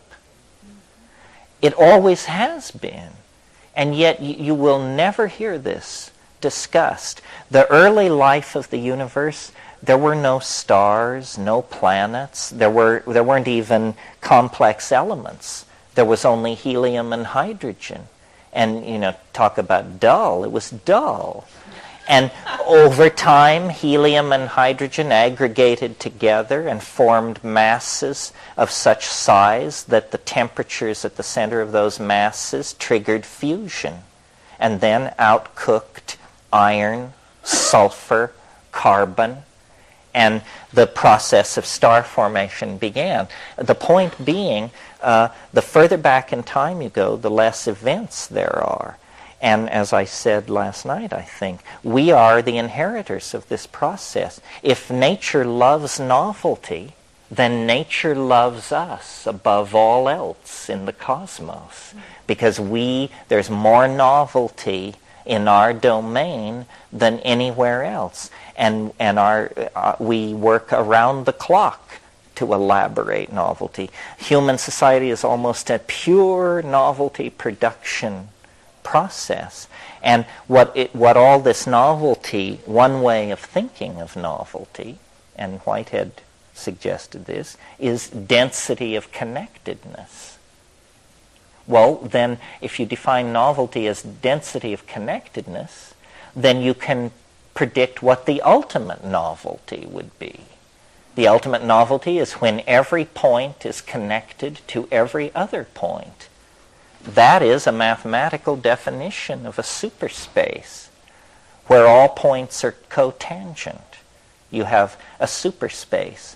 So apparently culture, not only culture, but biology, and perhaps even simpler systems, seem to be imbued with a strategy, the result of which is the conquest of dimensionality. The earliest organic life was fixed on clays. It was like lichen-like. It was lichen-like and fixed.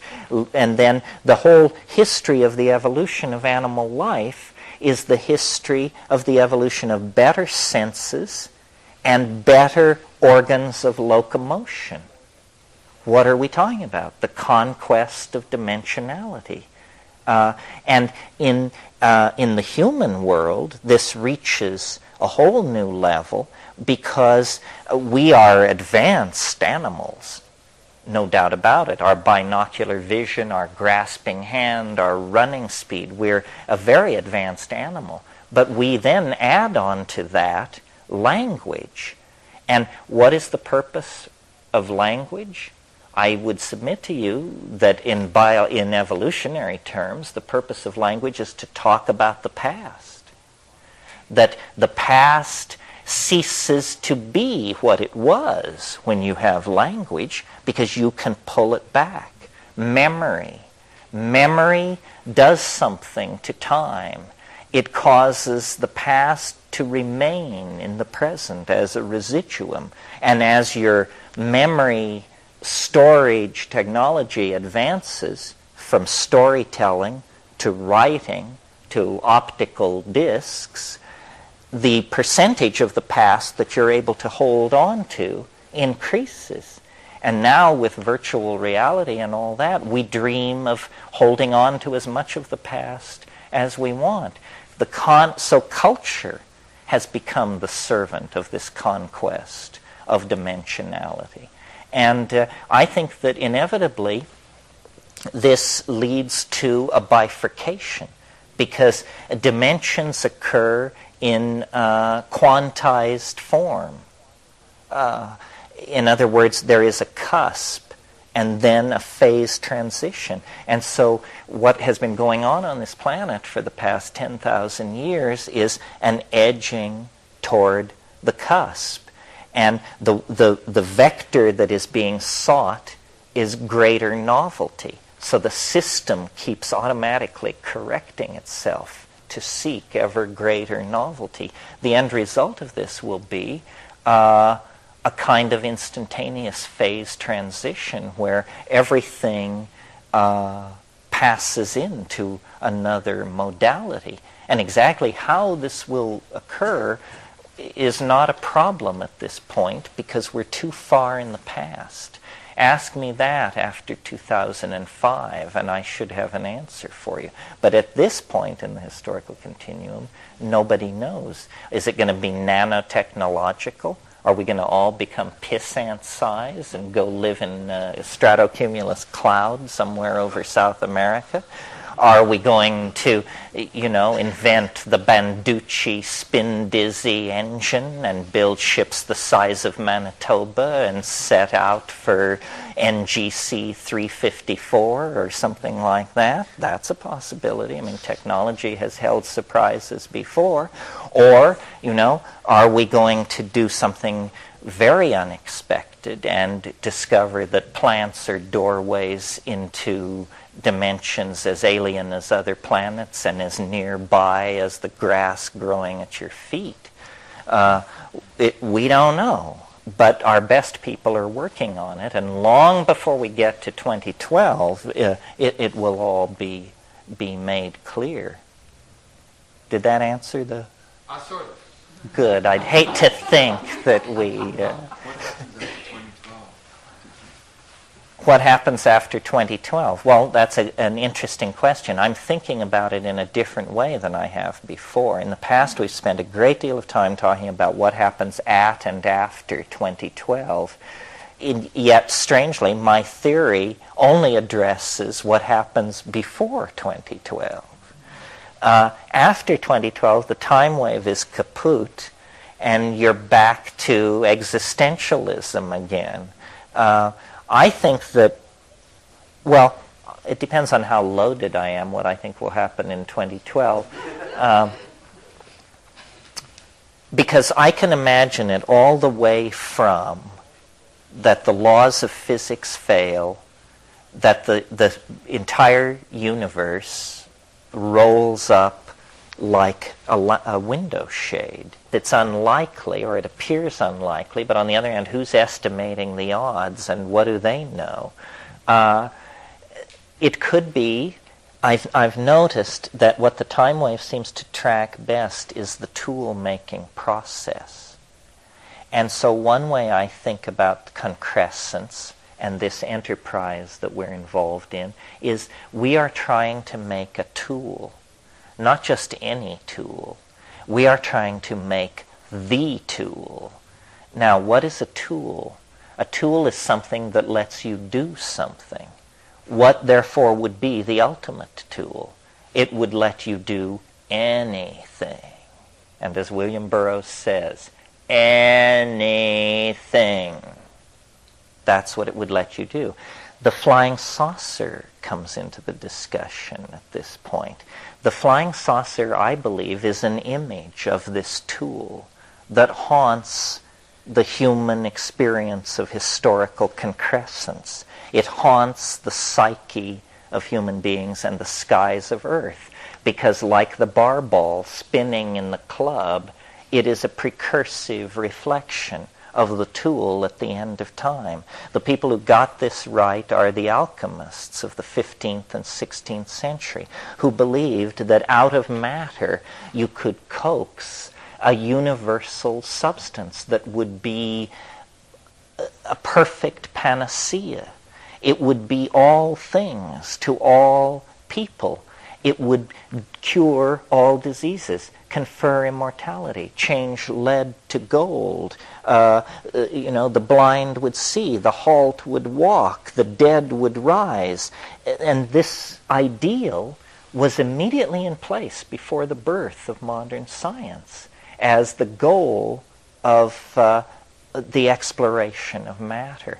And I think that we are possibly looking at a technology which the newspapers will call time travel, but which the people who create it will explain, well, it's not that at all. You see, it's actually a reductive doubling of hyperspatial feedback in a heteroclinic situation.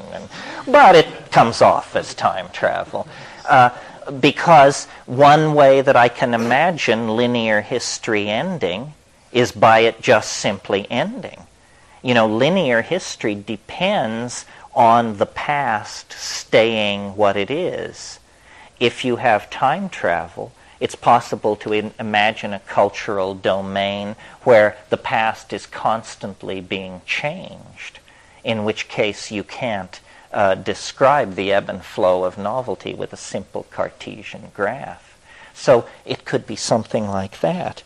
Or it could be something somewhat of a metaphysical type. I mean, here's the Stephen King version of what it could be. Imagine if on the day of concrescence the sun exploded. Well, now that would certainly put rainforest activism in a quandary. The explosion of the sun would kill all life instantly on the earth. We don't know what death is. Our secular materialists cheerfully assure us that it's a big nothing, but that's just their guess. Nobody knows. Nobody knows.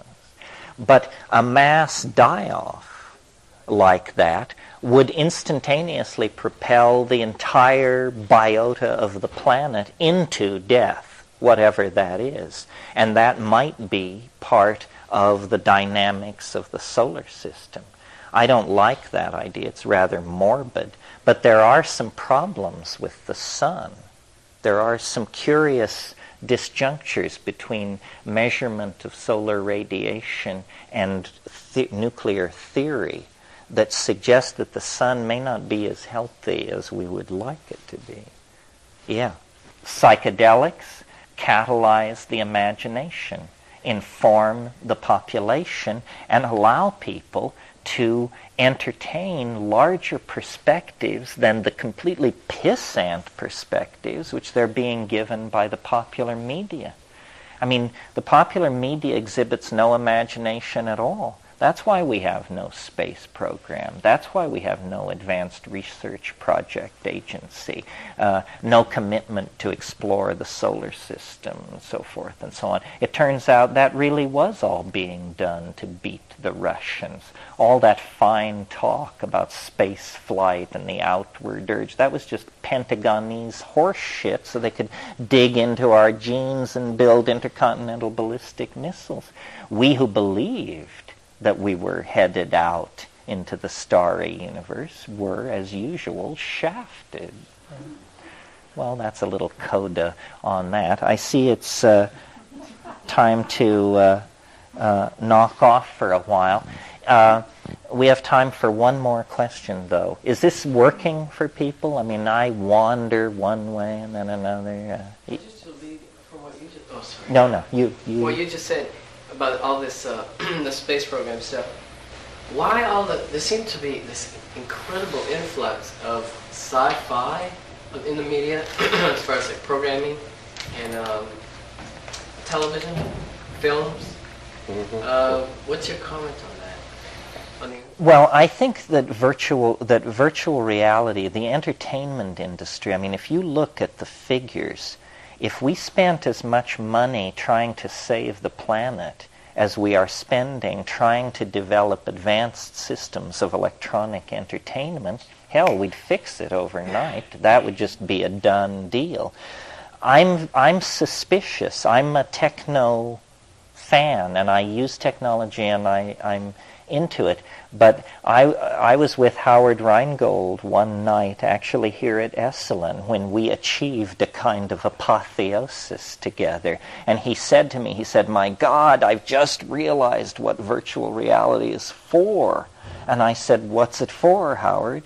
And he said, "It's to keep us from ever leaving the planet." And I see in the game design and in the website design and in the look and feel of the net how it's to be a simulacrum of the great frontier. You know, it's going to all be virtual, the trip to Pluto and the conquest of Mars and the journey out to Andromeda. I think that, you know, I don't fault technology. You just have to be very aware. But, you know, it's like heroin. And we must not consume, we must produce. As a community, the psychedelic community must produce art, not consume it. Once, if they get it flowing the other way and we begin to consume it, then we are depotentiated. So what I've said, you know, the millennial program is to put the art pedal to the floor. You know, in virtual reality, the difference between a 10-story building and a 100-story building is 1 0. Enter the 0, and it's now a 100-story building. We can build with light.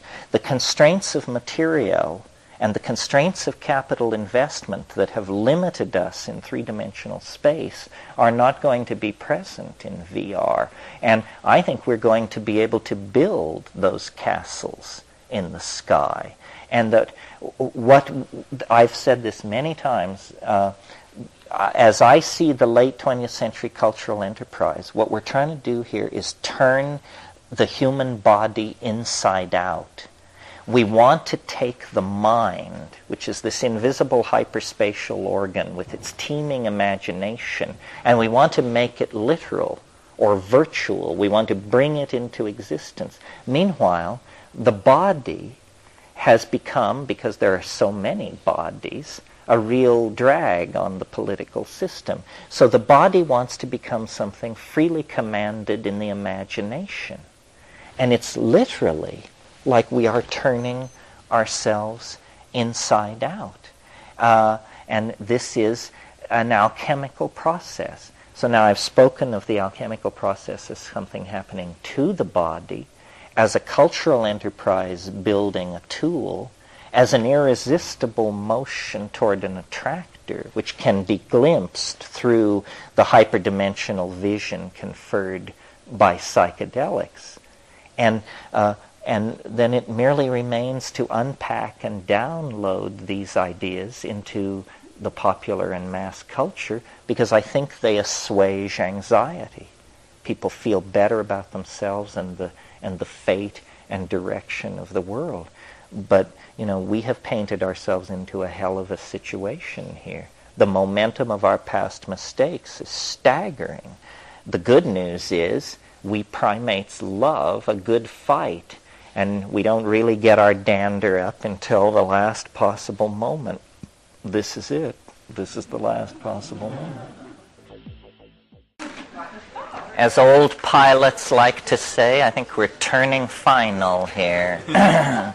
These weekends tear past with amazing rapidity.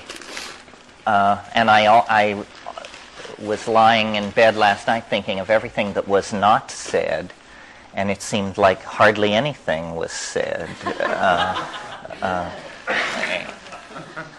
I don't know what that means.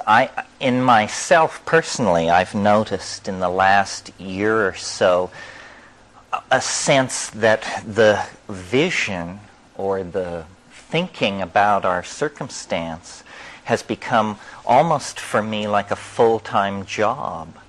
I really don't want to go anywhere, and I don't want to do anything. I just want to hold the understanding in my mind. And I don't know exactly where this is leading. It's probably leading to writing more books and doing less traveling. In terms of launching various memes, I think they're pretty well launched. The idea that the psychedelic experience needs to be given a place in the social toolkit, the idea that we need to seriously revision our relationship to nature and the future. I think all these things have come a distance. Yeah. I'm real curious about one thing. Why is it important for you to do this? I wonder myself. You mean, am I the alien ambassador, whether I like it or not? Well, I often, when asked this question, I've said, it beats honest work. I mean, my brother is a PhD in 3 subjects and works in hard science, and I don't think it's brought him immense happiness, not that he's despondent, but I was always kind of a slider, and certainly when I reached La Chirera in 1971, I had a price on my head by the FBI. I was running out of money. I was at the end of my rope. And then they recruited me and said, with a mouth like yours, there's a place for you in our organization. And, I've worked in deep background positions about which the less said, the better. And then, about 15 years ago, they shifted me into public relations, and I've been there to the present. I think ideas get me high, and I like the feeling of understanding.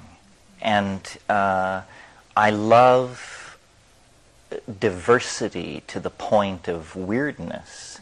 I mean, There's more to it than that for you because, being tuned into ideas and turned on by ideas is one thing, but you can keep it just to yourself. The sharing of it is something else. I think that's what I'm getting. Why do you do that? Well, one thing is, I'm really fascinated. I think of myself as a pretty savvy person and not easily led into false dogma. And yet, this is such a strange idea. And so it's basically a plea for help. It's not a cult. It's not that I want you to join me in believing in this. It's that this is so outlandish that join me as a scientist would join a research team, and let's cut it to pieces and show that it was simply a misunderstanding of information theory coupled with bad mathematics spliced onto a weak ontology or something like that, because this I could live with the time wave if I only had to read about it in Time magazine and that it was being developed by Negroponte and Prigozhin. The thing that sets up the cognitive dissonance for me is that I, from the point of view of most people, thought it up. And I am so aware of my limitations that to me that's the strongest argument there is, that it's malarkey, and yet that's not a fair argument against an idea. In rhetoric, that's called the ad hominem argument, the argument to the man. That's when you get up and say, well, we shouldn't follow Jesse Helms because he's short and ugly. That's not allowed. That's a below-the-belt move. And then I read books like Thomas Kuhn's The Structure of Scientific Revolutions, and it says, this is how it happens.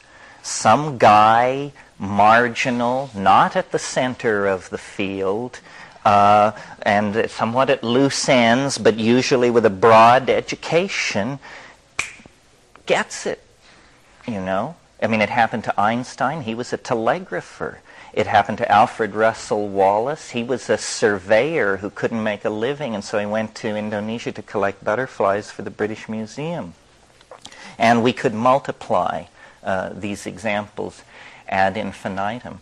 So, but I have spent a lot of time educating myself about what it would mean if this were